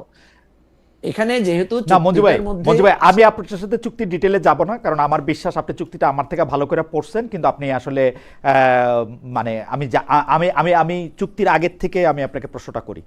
1 নম্বর প্রশ্ন, ভারতীয় আধিপত্যবাদ বাংলাদেশে যদি ব্যস্ত থাকতো তাহলে সেই চুক্তিগুলি কেন বাতিল করা হলো না, সেই চুক্তিগুলি কেন সামনে আনা হলো না, সেইটা আপনি আমাকে একটু বলেন। সেটা 2 বছরের তত্ত্বাবধায়ক সরকার করে নাই, এখন সরকার কেন করতেছে না সেটা আমাকে একটু বলেন। 2 নম্বর হচ্ছে, সরকারের ক্ষমতা থেকে 3 দিন আগে এই চুক্তিটা করা কেন প্রয়োজন হলো? বইলা যে বিএনপির সঙ্গে আমি আলোচনা করছি, জামাতের সঙ্গে আলোচনা করছি, যেখানে বিএনপি কোনো কিছু বলে নাই, জামাত বলছে তার সঙ্গে আলোচনা করে নাই। 2 নম্বর হলো 3 দিন আগে থেকে এই জিনিস করার সময় এইটা সুপ্রিম কোর্টে পেন্ডিং এবং অলরেডি বাতিল হয়ে গেছে সেই ট্যারিফের ব্যাপারটা, এবং কোনো দিন কোনো একটা ট্রেড এগ্রিমেন্ট পারস্পরিক আলোচনার ভিত্তিতে ছাড়া এমনি হইতে পারে না যে আমরা 7 সমুদ্র 13 নদীর পার থেকে গিয়া ওদের কৃষিজ পণ্য কিনবো বিকজ আমরা ওদেরকে কম পয়সায় মানে দর্জিগিরি করে দেই, ওদের জামা সেলাই দেই, এবং এইটার সাথে এটা নির্ভরশীল। এটা হইতেই পারে না। ওদের অর্থনীতিবিদরা হিসাব করে দেখাইছে, মঞ্জু ভাই এটা আপনি আরো ভালো করে জানবেন, যে আমরা যদি ওদের কাপড় না সেলাই ওরা এত সস্তায় কাপড় পাবে না। আমরা যদি ওদের উপরে ডিপেন্ডেন্ট হই, ওরাও আমাদের উপরে ডিপেন্ডেন্ট, ওরা আমাদের কোনো দয়া করে না। ভাইরে, এই কথাটাই তো আমি তো বললাম, এই আলোচনাটা এভাবে টকশোতে না করে এটা নিয়ে আসেন, আমরা একদম তথ্যভিত্তিক জামাতে ইসলামী আলোচনাটা করি। এইটা এই যে সংসদে কেন এই বলে যে না? আপনি জামাতে ইসলামী এটা সংসদে কেন বলে না? ভাই, আপনি আমার জামাত এটা বলেন। ইসলামী সংসদে আপনি তো এটার উত্তর দিয়ে দিয়েছেন। প্রথম কথা হচ্ছে, এই চুক্তিটা করার সময় এটা তো হুট করে চুক্তিটা হয় নাই, এটার একটা লম্বা প্রসিডিউর ছিল। এবং আপনারা এই যে বারবার আনিস আলমগীর ভাই কিছু কথা বলেন, যে কথাগুলো সারবত্তা কম। যেমন আপনি দেখেন, এই যে অন্তর্বর্তীকালীন সরকার বলতে আমরা কাদেরকে বুঝি? অন্তর্বর্তীকালীন সরকার পরিচালনা করেছে কারা? অন্তর্বর্তীকালীন সরকারের নির্বাহী জায়গায় বেশিরভাগই বিএনপি, জামাত এবং কিছুটা হয়তো এনসিপির ইনফ্লুয়েন্স ছিল। অন্তর্বর্তীকালীন সরকারের আমলে যারা সচিব ছিল, এখন তো তারাই সচিব বেশিরভাগ। অন্তর্বর্তীকালীন সরকারের সময় রেভিনিউ বোর্ডের যিনি চেয়ারম্যান ছিলেন, উনি তো এই এখনো রেভিনিউ বোর্ড কন্টিনিউ করে গেছেন। অন্তর্বর্তীকালীন সরকারের সময় আইনমন্ত্রী, তারপরে বিভিন্ন জায়গায় পররাষ্ট্রমন্ত্রী। আপনি তো দেখবেন যে এখানে যে অভিযোগটা আছে, বিএনপি বলছে অন্তর্বর্তীকালীন সরকারে জামাতের ইনফ্লুয়েন্স ছিল বেশি, আর জামাত বলছে অন্তর্বর্তীকালীন সরকার হচ্ছে বিএনপির পছন্দ মতো চলেছে। এবং আমরা দেখেছি যে কোনো সিদ্ধান্ত বিএনপি, জামাত, এনসিপি কে ম্যানেজ করে অন্তর্বর্তীকালীন সরকার চলেছে। তাহলে অন্তর্বর্তীকালীন সরকারের সময়ে যে দুর্নীতির অভিযোগটা আসছে, সেই দুর্নীতি তদন্ত হচ্ছে না কেন এখন? সেই দুর্নীতির তদন্তটা কেন এনে সামনে আনা হচ্ছে না? আমি তো মনে করি দুর্নীতির তদন্তটা সামনে আসলে এই বর্তমান যারা ক্ষমতাসীন আছেন তাদেরই আজ্ঞাবহ সচিব, তাদেরই আজ্ঞাবহ আমলারা, তাদেরই আজ্ঞাবহ লোকরাই ধরা পড়বেন। তো আমি যেটা বলছি যে অন্তর্বর্তীকালীন সরকারের তো কোনো দল ছিল না, তারা অন্তত অল্প কিছু লোক, ব্যক্তি। এবং আপনি দেখবেন দুর্নীতির অভিযোগ তাদের ব্যাপারে যেটা উঠে, স্পেসিফিক 3-4 জনের ব্যাপারে উঠে, বাকিদের ব্যাপারে কোনো কথা উঠে না। ইভেন এখনো অন্তর্বর্তীকালীন সরকারের উপদেষ্টাদের সবার নাম বলতে বললেও অনেকে নামও বলতে পারবেন। তো সুতরাং আমি যেটা বলছি, আপনি যখন একটা কথা বলবেন সেটার যুক্তি সঠিক আকারে বলতে হবে। দুদকে যে কমপ্লেইনগুলা সাবমিট হয়েছে সেগুলো এখন স্টপ হয়ে আছে কেন? এখনো পর্যন্ত দুদকের ডিজি বা দুদকের পরিচালকদের নিয়োগ দেওয়া হলো না কেন? এই জিনিসগুলো আগানোর জন্য, শুধু কি মুখ সুখ করার জন্য? শুধু কি আপনার শেখ হাসিনার আমলকে ভুলিয়ে দিয়ে ইউনূস এটা করেছে, ইউনূস সেটা করেছে? বা ইউনূস করেছে, ইউনূসের বিরুদ্ধে লাগেন না কেন? ইউনূস যখন ক্ষমতায় ছিল তখন প্রত্যেকদিন ইউনূসের যমুনা ঘেরাও করতে পারছেন, এখন ইউনূসের গ্রামীণ ঘেরাও করেন না কেন? ঠিক আছে না? আমার কথা হচ্ছে আমি ওই প্রসঙ্গটাতে আসি। ভারতের সাথে আমাদের, আমি যেটা মনে করি, যে সমস্ত চুক্তির বিষয় আছে, স্পেসিফিক যদি কোনো অভিযোগ থাকে, স্পেসিফিক যদি কারো কোনো বক্তব্য থাকে, স্পেসিফিক আসা দরকার। আমরা রাজনৈতিক রেটরিক আকারে অনেক কিছু বলেছি, রাজনৈতিক রেটরিক থাকে। আপনি দেখেন, আমরা যে আওয়ামী লীগকে সবসময় বলেছি যে তারা ভারতের দালাল, তারা ভারতের আজ্ঞাবহ সরকার, এটা তো এখন প্রমাণিত হয়েছে। তাদেরকে আশ্রয় দিয়েছে ভারত, তাদেরকে অন্যায়ভাবে লালন পালন করছে ভারত। এবং অন্তর্বর্তীকালীন সরকারের সময় যে কথাগুলো আনিস আলমগীর ভাই বললেন, এগুলো সত্য না। সরকার কিন্তু চোখে চোখ রেখে ভূমিকা রেখেছিল বলেই আনিস আলমগীর নিজেও বললেন যে উনি ইন্ডিয়ার বিরুদ্ধে লিখতে গিয়ে বাধাগ্রস্ত হয়েছেন তার অফিসে। তার মানে কি, আওয়ামী লীগের সময় ভারতের বিরুদ্ধে লিখতে গেলে নানা ধরনের সমস্যা হতো, তাই গত 1 বছর তো সমস্যা হচ্ছে না। ওকে, আমার মনে হচ্ছে আপনি দেখেছেন সীমান্তে পুশিনের বিরুদ্ধে বিজিবি ভূমিকা রেখেছে, সেখানে সাধারণ মানুষ গিয়ে সাথে দাঁড়িয়েছে। এটাই তো জুলাই অভ্যুত্থানের পরবর্তী বাংলাদেশ। পরিবর্তনটা এভাবে এসেছে। পরিবর্তনটা হঠাৎ করে হবে না, গ্রাজুয়ালি হবে। আমি মনে করি ভারতীয় আধিপত্যবাদের বিরুদ্ধে, কারণ ভারত আমাদের প্রতিবেশী, তাদের সাথে আমাদের ওই যে উনি একটু মানে খোঁচা দিয়ে বললেন যে লাখ লাখ লোক অ্যাপ্লাই করছে, লাখ লাখ লোক মানে আপনার ভিসার জন্য আবেদন করছে, কিছুটা বাংলাদেশকে দেউলিয়া বলে ফেললেন উনি। তো এখন কথা হচ্ছে যে আমাদের এই জিনিসগুলো তো বাস্তবতা, এগুলোকে শুধু ঠেস মেরে, শুধু মানে একে অপরের দিকে আঙ্গুল তুলে না বলে, বাস্তবতা কেন আমার 4 লাখ লোক সেখানে ভিসা করতে চাচ্ছে, আমাদের বিজনেসের জায়গাটা থেকে আমার যেই সমস্যাগুলো আছে সেগুলো তো সমাধান করতে হবে। আদার দেন এই মানে একজন আরেকজনের দিকে দোষারোপ ঠিক আছে করে মঞ্জু তো ভাই, আমাদের সমাধানে আমার মনে পৌঁছানো হয় যাবে না। মঞ্জু ভাই আমার মনে হয় আপনার বক্তব্য পরিষ্কার। আমি আনিস ভাইয়ের কাছে একটু যাই নতুন প্রসঙ্গ নিয়ে। তার আগে আমাদের একজন দর্শক ইটস আলমাস শফি, উনি বলেছেন খালেদ ভাই আপনি হয়তো জানেন না, বিডিএর বাইরে প্রায় একই দামে আরো কিছু জায়গা আছে গার্মেন্টস সেক্টরে, আর আমরা বানাই অল্প কিছু আইটেম। আমাদের কাছে কাপড় কেনা যদি দূর হয়, তবে আপনার থেকে কাপড় কোন পাগল কিনবে ভাই? আপনার জন্য আমি বলি, পরিষ্কার করে বলি, আমেরিকা কারো সাথে কোনো বাণিজ্যের ক্ষেত্রে আমেরিকান কোনো ব্যবসায়ী, কোনো ব্র্যান্ড, কেউ কোনো দয়া করে না। আমরা সবচেয়ে কম দামে, সবচেয়ে কম লিড টাইমে, বা সবচেয়ে প্রপার লিড টাইমে, সবচেয়ে প্রপার দামে, কম মার্জিনে দিতে পারি বলে আমাদের থেকে নেয়। ওরা এটা আমাদের দয়া করে না। এটা আপনাদেরও বোঝা দরকার, গার্মেন্টস মালিকদেরও আমাদের বোঝানো বন্ধ করা দরকার, এবং সরকারেরও এটা বোঝা দরকার যে আমেরিকার এটা কোনো দয়া না। না খালেদ ভাই, কেউ কাউকে দয়া করে না, এটা বলে লাভ নেই। অ্যাবসলিউটলি, কেউ কাউকে দয়া করে অ্যাবসলিউটলি। না। তাহলে আমাদের কেউ কাউকে গার্মেন্টস দয়া শিল্প, করবে না। আমাদের গার্মেন্টস শিল্প বাঁচানোর জন্য যে টেরিফের কথাটা বলতেছে, আমি আমেরিকান পত্রপত্রিকায় পড়ছি রে ভাই, ওই টেরিফ যদি বজায় রাখতো, আমেরিকান অনেক স্ট্রিট শপ যারা এই কম দামে কাপড় বেচে, আমরা যে কাপড়গুলি পরি, যেগুলি বানাই, সেগুলি কম দামি বাল্ক কাপড়, এটার দাম বাড়তো, এটা এটা এটা কোনোদিন থাকতো না। আমেরিকান সুপ্রিম কোর্ট কেন বাতিল করছে এই টেরিফ? আমেরিকান সুপ্রিম কোর্ট এই টেরিফ বাতিল করছে কারণ ওদের ব্যবসা ক্ষতিগ্রস্ত হতো। খালেদ ভাই আমি একটু বলি, হ্যাঁ। আমাদের দেশে লোকেরা বলছে না, আমরা ইন্ডিয়াতে চিকিৎসা না দিতে যাই, ভারতের হোটেল বন্ধ হয়ে গেছে, হসপিটাল বন্ধ হয়ে গেছে। অন্যের কি বন্ধ হয়েছে সেটা তো অন্য জিনিস। আমেরিকান লোকেরা কম দামে কাপড় পরতে পারবে না, এটা ঠিক আছে, আমেরিকার ক্ষতি হবে। আমার গার্মেন্টস গুলো কি হবে? আমরা কোথায় ভাই বিক্রি আমার করবো? তো সেটাও তো আপনাকে ভাবতে আমার হবে। গার্মেন্টস ক্ষতি হওয়ার আগে আপনি তো আমার কৃষকদের মাইরা ফেলতেছেন। আপনি তো বলতেছেন ওইখান থেকে কৃষিজ পণ্য আনতে। এটা আরে কোন ভাই রে, চুক্তি? আপনি- আপনি চুক্তি আপনি- একপাক্ষিক হয় নাকি? আপনি মঞ্জু তৎকালীন ভাইকে এগুলো সরকারে- বোঝানো যাবে না। মঞ্জু ভাই এগুলি মঞ্জু আমি বুঝতেছি না, না, না। যেগুলি মঞ্জু ভাই আমাদের বুঝাইছে উনি সারা জীবন, এমনি হঠাৎ আমেরিকার করে না, এত আমি- মুগ্ধ, উনি আমি ইউনুস আপনাকে প্রেমে এত বলি- মুগ্ধ, এগুলা ওনার এগুলো চোখে লাগবে না। আমি আপনাকে বলি, প্রথম কথা হচ্ছে আমরা কেউ কারো প্রেমে মুগ্ধ না। না, কারা আপনি প্রেমে মুগ্ধ। মুগ্ধ ছিল, আপনি কারা একটা প্রেমে অসম চুক্তি হলো, সেটাকে এরকম একটা সমর্থন অসম করছেন। চুক্তির পক্ষে আপনি যে- মঞ্জু ভাই বলতেছেন, আমার এটা আপনি আমার কথা এটা বলে বিশ্বাস করা যাচ্ছেন, কঠিন। এখানে যাই হোক, আমি মেধাস্বত্ব অন্য প্রসঙ্গে যাই, ধ্বংস করে এটা আপনার দিয়েছে। ব্যাপার, আপনি ভাষা অন্য ধ্বংস প্রসঙ্গে করে যান। দিচ্ছে। মঞ্জু ভাই আমার না, একবার না, বুঝায়, মঞ্জু এই ভাইয়ের যে সাথে যেহেতু আমার কথা হয়, মঞ্জু ভাই আপনার সাথে যেহেতু আমার কথা হয়, আপনি আমারে বুঝাই দিয়ে যে চুক্তিটা ভালো। প্লিজ আমি একটু বলি। জি। এই যে সমস্যাটা এখানেই, সমস্যাটা আমাদের এখানেই। আমরা যখন কোনো আলোচনা করতে বসি, যখনই আপনার বিপক্ষে যাবেন তখন আপনি একটা ট্যাগ হ্যাঁ, দিয়ে তখন দিবেন। আপনারটাই শুনতে হবে। না না মঞ্জু ভাই, আমরা তো দেখেন, আপনার শুনলাম আনিস 15 আলমগীর- মিনিট, আপনি তো আমরা 10 আপনার মিনিট ধরে 15 বক্তব্য মিনিট দিলেন শুনলাম। একইটাই। না না, আনিস ভাই আপনি ট্যাগের কথা আমি যুক্তি দেন বলতেছি না। না, আমরা 15 মিনিট আপনি আপনাকে যুক্তি শুনলাম। দেন না। এই যে আনিস আলমগীর দেখেন, নিজেকে এখন এই যে নিজেই ট্যাগের বিরুদ্ধে বলে নিজে একটা ট্যাগ দিয়ে দিল। এই যে কথা কাজের মিল নাই। আসল চরিত্রটা হচ্ছে এরকম। না, না, ঠিক আমি আছে। আপনাকে বলি, আমি তো আপনাকে যুক্তি দিয়ে বললাম, জি। আপনি তথ্য দিয়ে আমি বলেন। তো যুক্তি দিয়ে বলছি, আমি আপনাকে না যুক্তি না, দিতে ঠিক আছে, আপনি ঠিক আছে, দিচ্ছেন। ঠিক আছে মঞ্জু ভাই, আপনি আমরা একটু আনিস ভাইকে শুনি। অবসরযোগ্যতার একটা আনিস ভাই, চুক্তিকে সাপোর্ট করছেন। আনিস ভাই আমি বলি, শুল্ক কমানো হচ্ছে, আনিস ভাই আমি বলি, আনিস ভাই বলি, মেধাস্বত্ব ধ্বংস করে দিয়েছে। আনিস ভাই আমি আপনাকে বলি, আনিস ভাই কৃষিখাত ধ্বংস করে দিয়েছে। আনিস ভাই আমি তথ্য আপনাকে দেন বলি, না। সেটা আপনি তথ্য সমর্থন দেন। করতেছেন। আপনি আমার প্রশ্ন জবাব দেন। মঞ্জু ভাই আমরা একটু থামি, আমরা তথ্য আনিস দেন। ভাইয়ের কাছে থেকে আনিস আপনার ভাই প্রশ্ন তথ্য শুনি। দেন। আনিস ভাই একটা কোন প্রশ্ন তথ্য শুনি। দরকার আপনার?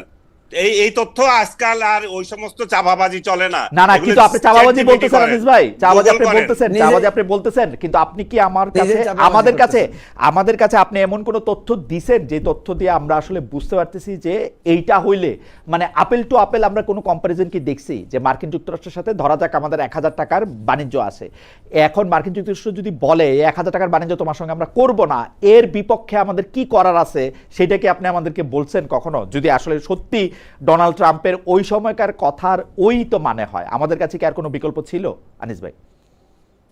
আমাদের কাছে বিকল্প ছিল কি না ছিল সেটা অন্য কথা, কিন্তু আমরা বিকল্প ছিল না বলে কি আমরা কি সমুদ্রে ঝাঁপ দেব? আমরা কি এমন একটা চুক্তি করব যেটা একটা সেক্টর, হাসতেছেন কেন আপনি? আপনি একটা আর সেক্টরের আপনার কথা তথ্য দেন বলতেছেন। না, আপনার কাছে তো তথ্য চাচ্ছে, তথ্য দেন না। আপনি আচ্ছা তথ্য চাই চ্যাট জিপিটি করেন, এটার জন্য আজকাল ইয়ে লাগে না, এটার জন্য আমার হাসাহাসি আচ্ছা করার দরকার আচ্ছা নাই, আনিস ভাই, আপনাকে তথ্য পুরোটাই দিয়ে দেবে। আনিস ভাই এই আমার তথ্য আজকে আজকে এতদিন পরে 5 বছর পরে 5 মাস পরে এসে আপনি বলতেছেন তথ্য দেন না, তথ্য দেন না। আচ্ছা আনিস ভাই, তথ্য আমি তো এগুলো অন্যভাবে দিয়েছি। প্রশ্নটা করি। আনিস ভাই, আমি আপনার অন্যভাবে প্রশ্নটা করি। তথ্য আমাদের বহুবার যারা দিয়েছি, আমাদের পিছনে যারা গিয়ে ব্যবসায়ী, দেখেন গিয়া। আনিস ভাই আমরা অন্যভাবে প্রশ্নটা করি। আমাদের যারা রপ্তানিমুখী ব্যবসায়ী যারা আছেন তাদের কেউ কি মার্কিন যুক্তরাষ্ট্রের সঙ্গে এই চুক্তিটার কোনো প্রতিবাদ করছেন? তারা কি এটা বলছেন যে আমরা এই চুক্তিটা চাই না? কারণ যারা টাকা নিয়ে কাজ করে আসলে, মানে বাংলাদেশ থেকে জিনিস উৎপাদন করে ভ্যালু এডিশন করে যারা বিভিন্ন দেশে পাঠায়, এটা গার্মেন্টস ফ্যাক্টরি হোক, জুতা হোক, অন্য যা কিছুই হোক, তারা কি এইটার কোনো একটা প্রতিবাদ করে আমাদেরকে বলছে যে এটা একটা ভয়ঙ্কর চুক্তি হয়েছে, বিএনপি সরকারের কাছে দাবি জানাইছে যে এটা বাতিল করতে হবে? ভালো কথা বলেছেন। তারা কি কেউ বলেছেন একটি মহান চুক্তি করেছেন? তারা কি কেউ খুশি হয়েছে এই চুক্তিতে? না, তারা তো এই চুক্তিতেও খুশি হয় নাই। না, তারা তো কোনো প্রতিক্রিয়া ব্যক্ত করে নাই। বাংলাদেশে তো এখন প্রতিক্রিয়া ব্যক্ত করাই যায় না। প্রতিক্রিয়া ব্যক্ত করবেন কি করে আপনি? প্রতিক্রিয়া ব্যক্ত করতে গেলে ওই ব্যবসায়ীকে ধরে আপনি একটা মামলা দিয়ে দিবেন। না আনিস সে ভাই, ব্যবসায়ী তো আমি বুঝি হ্যাঁ। ব্যবসায়ীদের পেটে লাথি পড়লে কিন্তু ব্যবসায়ীদের মুখ দিয়ে কথা বাইর হয়। কোনো ব্যবসায়ীরা যদি বুঝতো যে এতে বাংলাদেশের ক্ষতি হবে, মানে আমার লিড টাইমের চেয়ে বেশি টাইম দিয়ে আমি মার্কিন যুক্তরাষ্ট্র থেকে জাহাজে আনতে আমার 2.5 মাস লাগে, যেখানে আমি অন্য জায়গা থেকে 2 মাসে পাইতাম, তো বা আধা মাসে পাইতাম, আমার ব্যবসার পেটে লাথি মারলে তো আমার মুখ দিয়ে কথা বাড়িত। এরকম কারো মুখে কি আমরা এই কথা শুনছি? আমি তো দেখছি নিটওয়ারের লোকেরা বলছে যে এটা তাদের তেমন কিছু লাভ হয় নাই। তারা তারা বরং এই এক্সিস্টিং যে অবস্থা আছে সেটার তাদের বিরুদ্ধে, তাদের পক্ষে কি কি তাদের তাদের মানে ব্যবসায় এখনো যে কতগুলো জিনিস চাপিয়ে দেওয়া হয়েছে সরকারের তরফ থেকে, সেগুলো সমালোচনা তো করছে কয়দিন আগে। এবং সেই লোকেরা আবার তুলাধুনা করতেছে এই ইউনুসের লোকেরা। আপনি দেখেছেন নিশ্চয় এটা। আমার মনে হয় যে এফবিসিসিআই থেকে বা বাংলাদেশের কোনো, আমি দেখতেছি যে বাংলাদেশের কিছু বামপন্থী লোকজন এবং জুলাই আন্দোলনের সাথে যারা সরাসরি জড়িত ছিলেন, তাদের মধ্যে মাহা মির্জা বা এরকম যারা অ্যাক্টিভিস্ট ধরনের যারা আছেন, তারা এটার খুব সমালোচনা করতেছেন এই চুক্তিটার। ধরেন যারা আমরা বামপন্থী অধ্যাপক যাদেরকে চিনি, অধ্যাপকরা, তারা এটা বলতেছেন। কিন্তু আমরা ব্যবসায়ীদের কাছ থেকে কিন্তু এইটা নিয়ে আমাদের ঝামেলা হইতেছে, এটা আমরা সমস্যা হইতেছে এরকম আমরা শুনতেছি না। শুনতেছি জামাত এনসিপির। আরে ব্যবসায়ীরা এখন আপনি যদি বলে আসেন যে ব্যবসায়ীরা যে চুক্তি করছে সেটা যদি ব্যবসায়ীদের অনুকূলেই যায়, তাহলে ওরা আপত্তি কেন করবে? আচ্ছা, ব্যবসায়ীরা কি বাংলাদেশের ক্ষতিটা দেখতেছে না, বা বাংলাদেশের যে ব্যবসায়ীরা কোনোদিন বাংলাদেশের ক্ষতি লাভ দেখে না, ওরা নিজেদের লাভ দেখে। মানে ব্যাপারটা ওরকম, যদি আমরা বিদেশ থেকে মানে খাদ্যশস্য না মানে এগ্রিকালচারাল প্রোডাক্ট আমদানি করি, তাহলে তো এইটার একটা মূল্যস্ফীতিজনিত চাপ বাংলাদেশের উপর পড়বে, সবকিছু দাম বেড়ে যাবে, তাদেরও জিনিসটার মানে মানে এইটার ব্যাপারে কি তারা এটা লাভ ক্ষতিটা দেখতে পাচ্ছে না ব্যবসায়ীরা যারা এটা রপ্তানি আমদানির সাথে জড়িত? আনিস ভাই, আমার কাছে ডিটেইলস তো এই মুহূর্তে নাই। আচ্ছা ঠিক আছে, তাহলে আমি পরবর্তী প্রসঙ্গে যাই। সম্প্রতি ডয়েচে ভেলে প্রকাশিত সাক্ষাৎকারে মানবাধিকার বিশেষজ্ঞ আইরিন খান বলেছেন যে আওয়ামী লীগের উচিত ভুল স্বীকার করা এবং ক্ষমা চাওয়া। কিন্তু এখন পর্যন্ত আওয়ামী লীগ নিজেদের কোনো ভুল স্বীকার করার পথে হাঁটে নাই। তারা জুলাই আন্দোলন নিয়ে ষড়যন্ত্র তত্ত্বটাই বেশি করে বলতেছে। ভুল স্বীকার না করে ক্ষমা না চেয়ে তাদের পক্ষে প্রত্যাবর্তন সম্ভব কিনা, আনিস ভাই যদি একটু মন্তব্য করতেন। ভুল স্বীকার করা তো অবশ্যই জরুরি, কারণ একটা আন্দোলন হলো, সেখানে আপনাদের কি দোষ ছিল, অন্যদের কি দোষ ছিল, কেন আপনারা এই কোটা আন্দোলনের শুরু থেকেই অনমনীয় ভাব দেখালেন, এবং যে জিনিসটা অতি সহজেই সমাধান করা যায় সেদিকে না গিয়ে দমন পীড়নে গেলেন, সেই জায়গায় তো আপনাদের তো এটা জবাবদিহি করতেই হবে। এখানে ভুল স্বীকার তো প্রশ্ন আসে, কিন্তু এখন একটা রাজনৈতিক দল কিভাবে আগাবে না আগাবে সেটা তো তাদের বিষয়, তারা আসতে পারবে কি না পারবে সে বিষয়ে তো আমি ব্যক্তিগতভাবে বলতে পারবো না। কিন্তু নাগরিক হিসাবে আমি বলবো যে তাদের ভুল ভুল ভুল ভুল স্বীকার করা, কিন্তু ভুল স্বীকার করছি না কেন সেটাও বিশ্লেষণ করা, এই ব্যাখ্যা দেওয়া দরকার।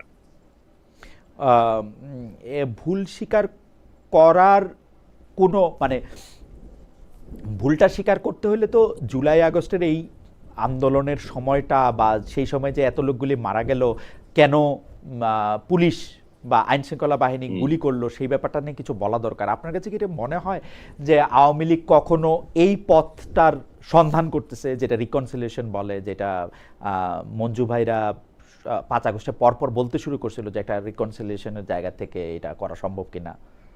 আপনার এটা মনে হয় যে আওয়ামী লীগ এটা করতে চাচ্ছে, না আওয়ামী লীগ আমার মনেই কাছে করতেছে, এখনো আওয়ামী লীগ মনেই করতেছে যে আমার এটা কাছে একটা ষড়যন্ত্র হয়েছে?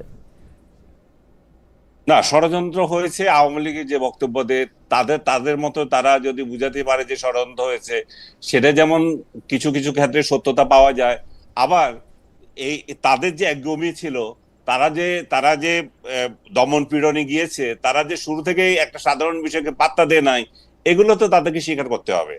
এটা স্বীকার না করে তো এখনো যাবে না। এবং রিকনসিলিয়েশনের জায়গাটা তারা তারা খুঁজতেছে কিনা আমি জানি না, বাট বাংলাদেশ এখন যেদিকে যাচ্ছে, যেদিকে অগ্রসর হচ্ছে, সেটা একটা পক্ষ মনে করতেছে যে আমরা এমন এগিয়ে আছি, আমাদেরই রাজত্ব থাকবে, অন্যদের রাজত্ব থাকবে না।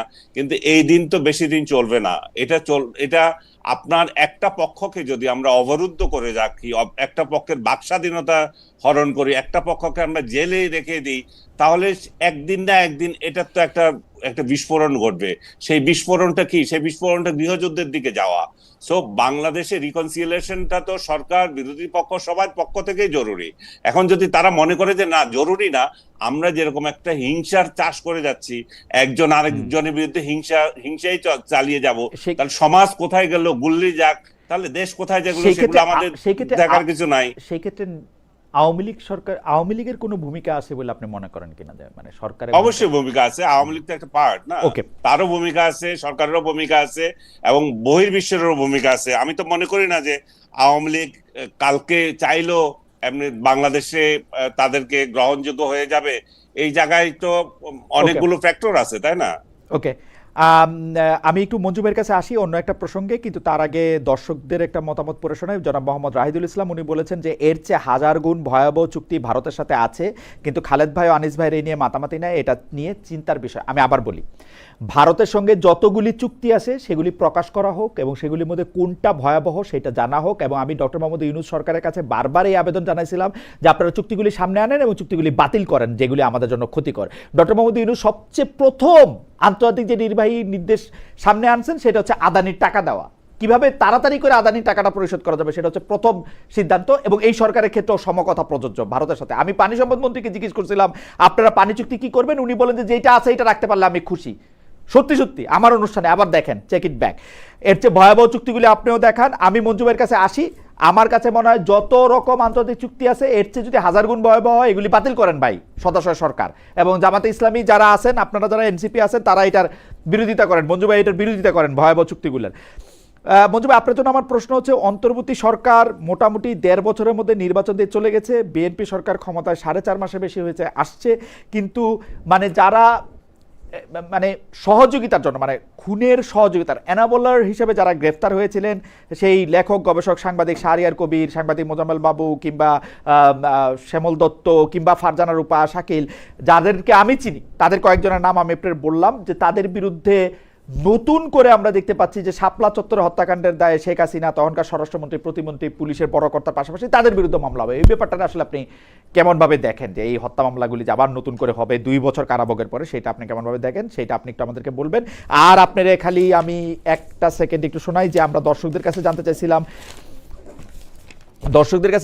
যে লভ্যাংশ সহ পুরো টাকা ফেরত পাবেন আমানতকারীরা। একীভূত হওয়া 5 ব্যাংক নিয়ে সংসদে বলেছেন অর্থমন্ত্রী আমির খসরু মাহমুদ চৌধুরী। দর্শকরা এই বিশ্বাসে আস্থা রেখেছেন কিনা? শতকরা 30% আস্থা রেখেছেন, শতকরা 70% আস্থা রাখেন নাই। 3300 ভোট দেওয়া হয়েছে এই যারা আটকে আছেন লেখক সমিতি। একটু সংক্ষেপে যদি বলেন মঞ্জু ভাই। আপনার তো অনেকগুলো ইস্যু জমা গেছে, একসাথে সংক্ষেপে বলা কঠিন। জি, আমি একটা প্রশ্ন করি আনিস আলমগীর ভাইকে, উনি পরে উত্তর দিলে চলবে। উনি যে বলছেন যে এটা এক সময় বিস্ফোরণ ঘটবে, মানে আওয়ামী লীগ, যে আমরা আওয়ামী লীগকে স্পেস দিচ্ছি না বা আওয়ামী লীগের লোকেরা জেলে আছে, তো এই বিস্ফোরণ থেকে বাঁচার একটা ফর্মুলা উনি আমাদেরকে দিতে পারেন কিনা, যে কি করলে এটা সমাধান হতে পারে? এটা আমি ওনার কাছ থেকে একটু শুনতে খুব আগ্রহী। ওকে, নাম্বার আপনার 1। সময় উনি বলবেন। নাম্বার 2 হচ্ছে যে আমরা এই আপনি যে কথাটা বলেছেন যে যারা সাংবাদিক, বুদ্ধিজীবী, যারা বিভিন্নভাবে জেলে আছেন, দেখেন আমরা এই সংকটগুলো সমাধানের জন্য কিন্তু এখন পর্যন্ত কোনো একটা পথ খুঁজে পাচ্ছি না। কেন পাচ্ছি না? যে ইমিডিয়েট আমাদের যে স্মৃতি আছে, ইমিডিয়েট যে স্মৃতিগুলো আছে, যে দমন নিপীড়নের, যখনই ওই প্রসঙ্গগুলো আসে তখনই কিন্তু অতীত সামনে চলে আসে। অতীত সামনে চলে আসলেই, যেমন ধরেন আমি দুই একটা উদাহরণ দিই আপনাকে।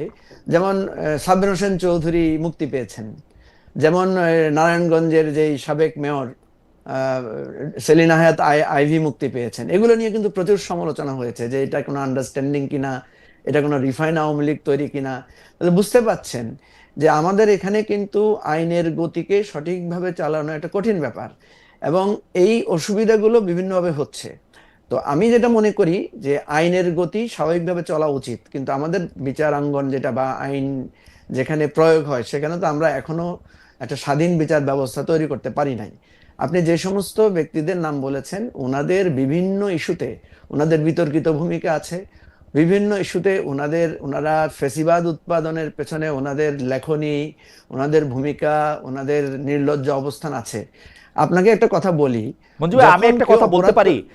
আমি বাংলাদেশে দেখি কি, আমি বাংলাদেশে, মঞ্জু ভাই এইটাও একটু অ্যাড্রেস করে দেন। আমি বাংলাদেশে দেখি কি, যার ক্ষমতা আছে তার কিছু হয় না। আপনি তাদেরকে ফেসিবাদ উৎপাদনের জন্য আপনি বলতেছেন, অথচ যারা, যেই ব্যবসায়ীরা, যেই ক্ষমতাধর, যেই শিল্পপতিরা ওইখানে দাঁড়ায় কি কি বলছে, আমি আর এগুলি বলতে চাই না, তাদের কিছু হয় নাই। উনাদেরকে যারা বেতন দিচ্ছেন তাদেরও কিছু হয় নাই। 21 পুরস্কার পাইছে কয়েকজন। আমার কথা তো শেষ করতে পারি নাই, তাই আপনার আর এই প্রশ্নটা করতে হইতো না। জি, দেখেন, যখন কেউ অপরাধ করে পালায়ে যায়, আপনি দেখবেন যে কোনো একটা বাসায় যদি খুন করে যদি কেউ পালায়ে যায়, পুলিশ এসে যখন খুনিকে পায় না, তখন ওই বাসার কাজের লোককে গ্রেফতার করে নিয়ে যায়। ঠিক আছে? তো আমরা যেমন আমাদের 71 সালে আমরা দেখেছি যে পাকিস্তানি যারা গণহত্যা চালিয়েছে, যারা মানে আমাদের উপরে এই দুঃশাসন চাপিয়েছে, তারা কিন্তু ঠিকই সবাই চলে গেছে, আত্মসমর্পণ করে তারা পার পেয়ে গেছে।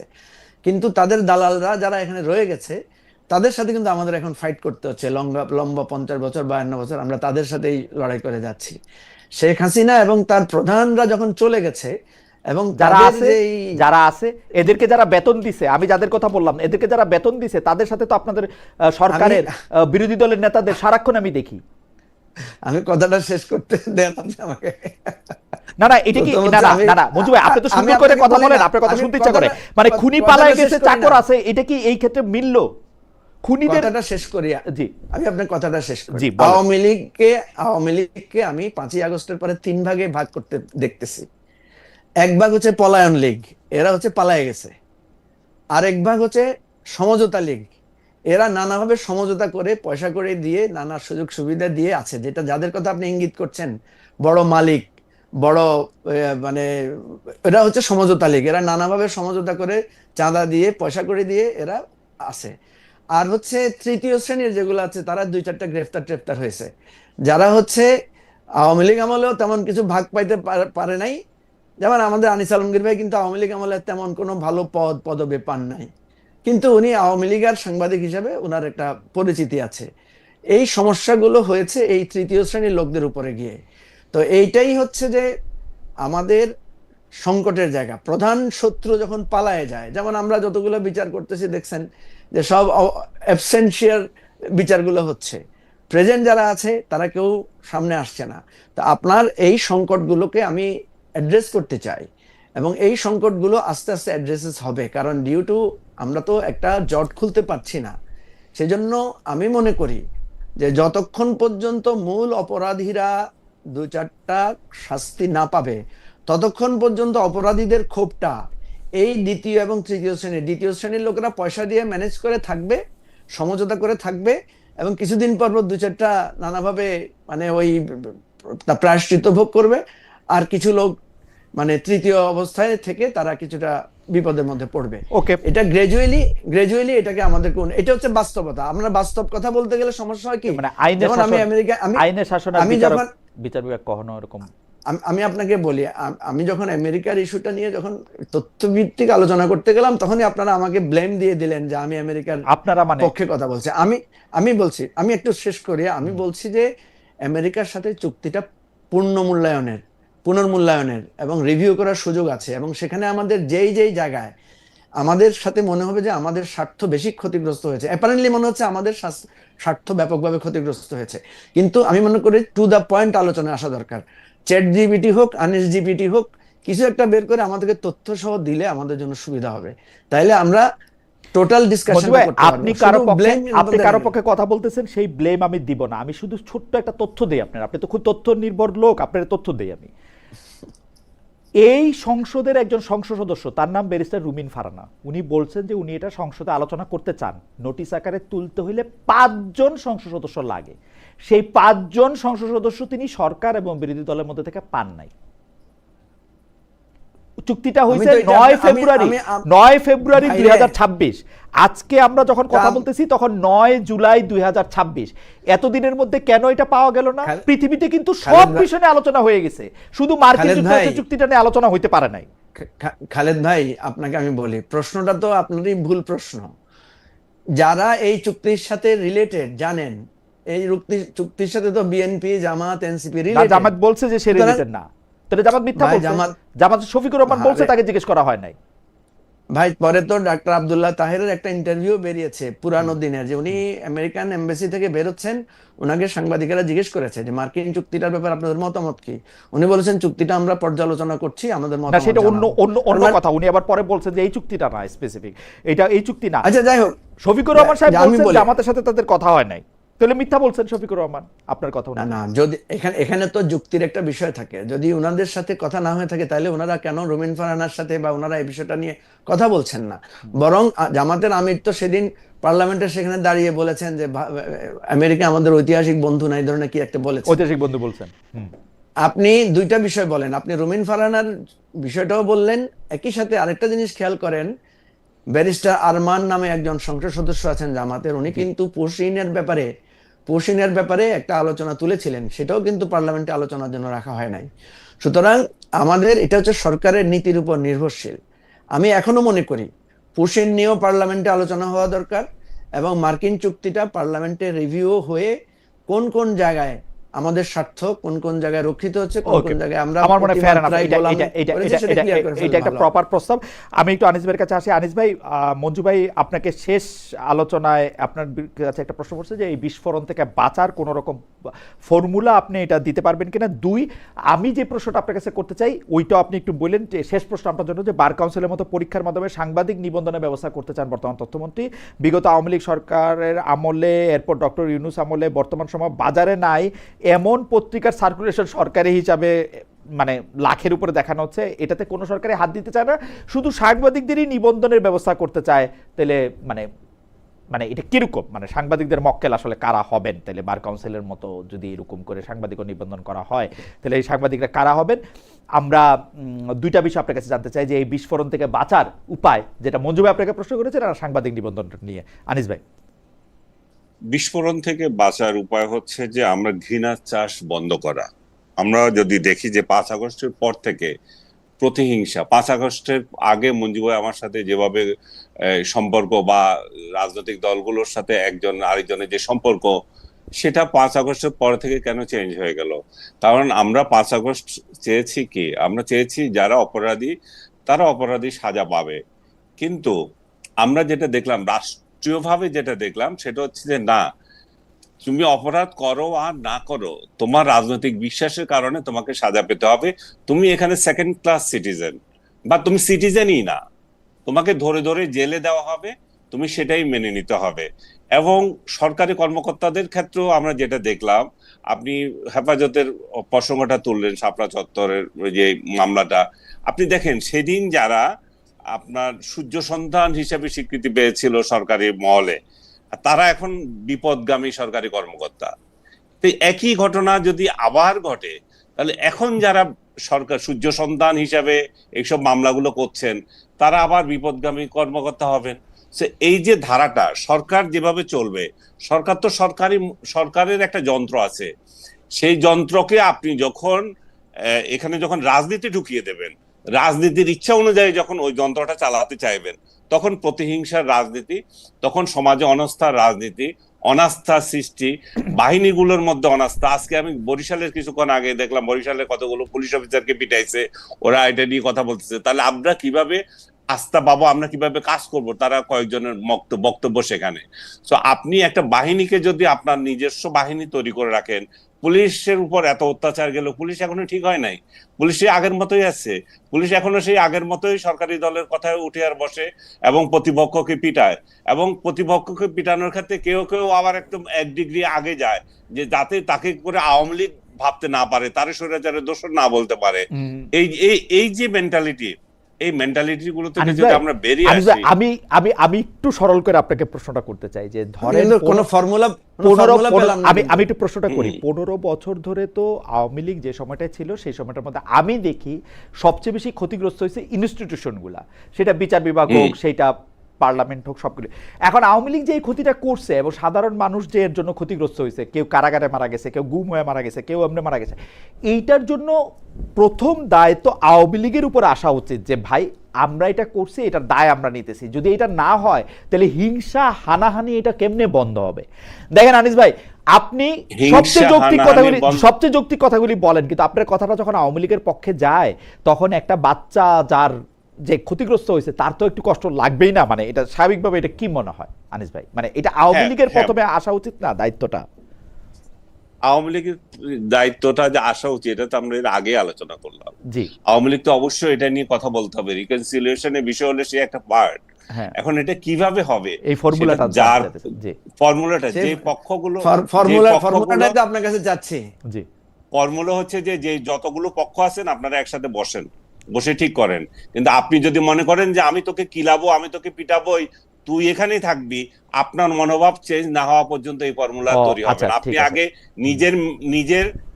আগে নিজের মনোভাব ঠিক করেন যে এও এই দেশের নাগরিক, এ পাকিস্তান যাবে না পালাইয়া, ও আমেরিকা যাবে না, ও আপনি যে ভারতের কথা বলতেছেন, ভারত না গিয়ে কোথায় যাবে? ভারতের ছাড়া আর কোথায় জায়গা আছে? সে কি পাকিস্তান যাবে না আমেরিকা যাবে? ভারতেই তো যাবে না, মায়ানমার যাবে। তো যেখানে জায়গা পাবে সেখানেই যাবে। যেখানে আপনার উপরে যখন এই অত্যাচার আসবে তখন তো ভারত আপনাকে নেবে না, তখন আপনি পাকিস্তানও পাবেন না, এত দূর যাবেন কি করে?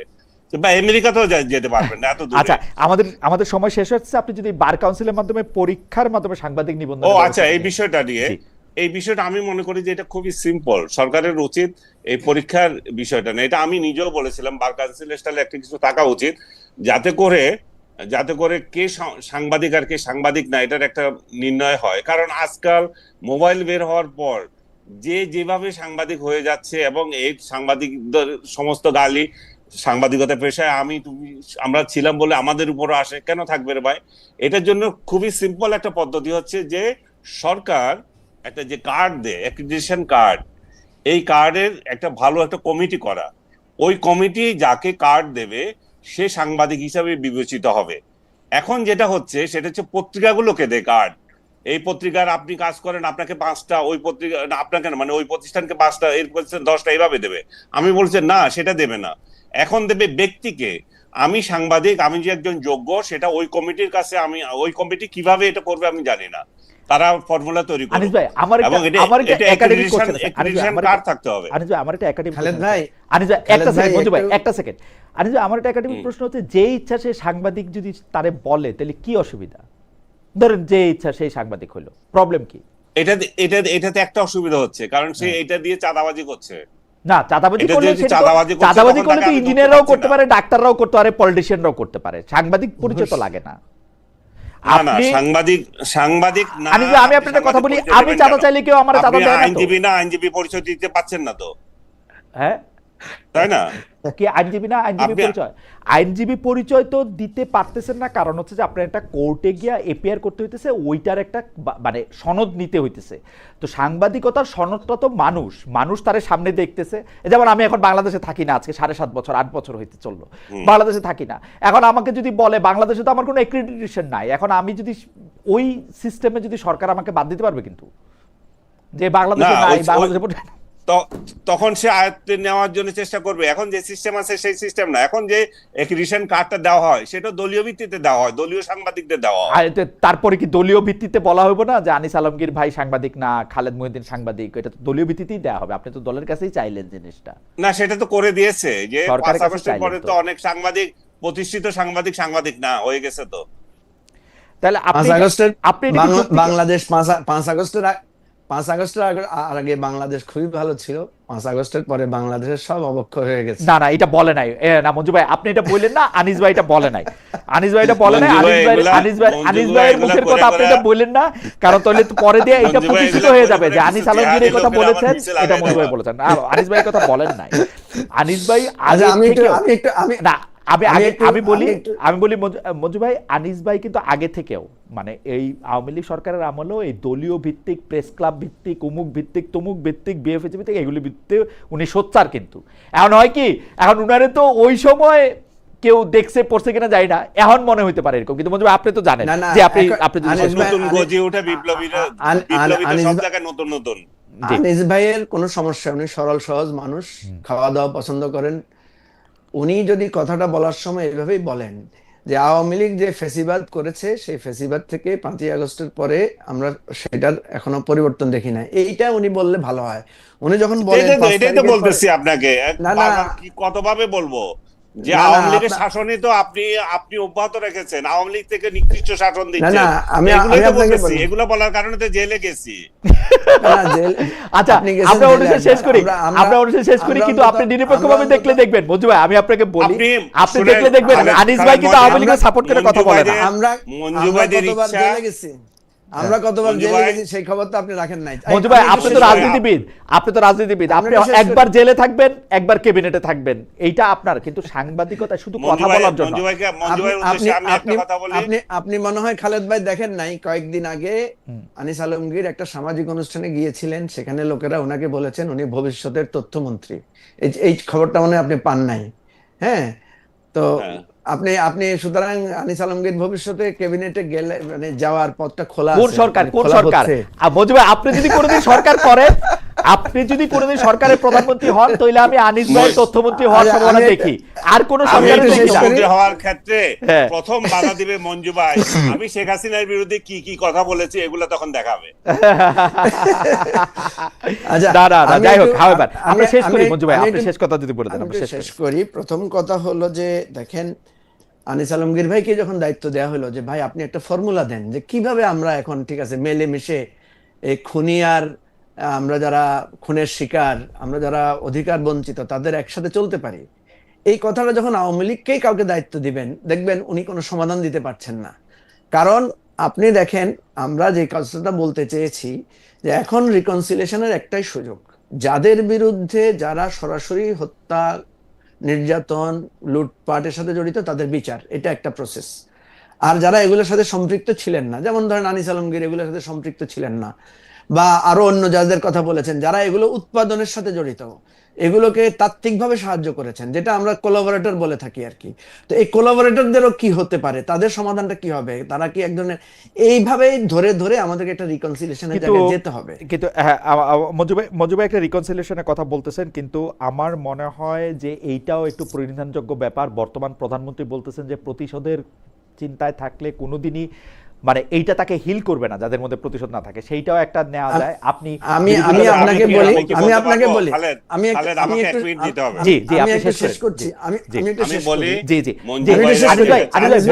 একটা মিনিট বলতে দেন, তারপর আপনি শেষ করে দেন। জি মঞ্জু ভাই 30 সেকেন্ড একটু বলে শেষ করে দেন।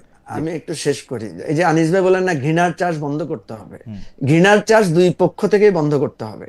আপনাকে মনে রাখতে হবে গত 17 বছর ধরে যে ঘৃণার চাষ হয়েছে সেটা রাতারাতি বন্ধ, মানে সেটা রাতারাতি আপনি বন্ধ করতে পারবেন না। সেটা বন্ধ করতে হলে, এই পাল্টাপাল্টি বন্ধ করতে হলে যারা অন্যায় অত্যাচার করেছেন তাদেরকে সেটা স্বীকৃতি দিতে হবে, তাদেরকে সেটার একটা ফর্মুলা বের করে দিতে হবে যে ঠিক আছে আমি তো হেরে গেছি, বা আমি তো জুলুম অত্যাচার করেছি, আমি তো খুন খারাপি করেছি, এখন আমার এই প্রস্তাব, যে এই প্রস্তাবের ভিত্তিতে আপনারা দেখেন আমরা আবার একসাথে এক জায়গায় কাজ করতে। ওকে মঞ্জু ভাই আপনাকে ধন্যবাদ।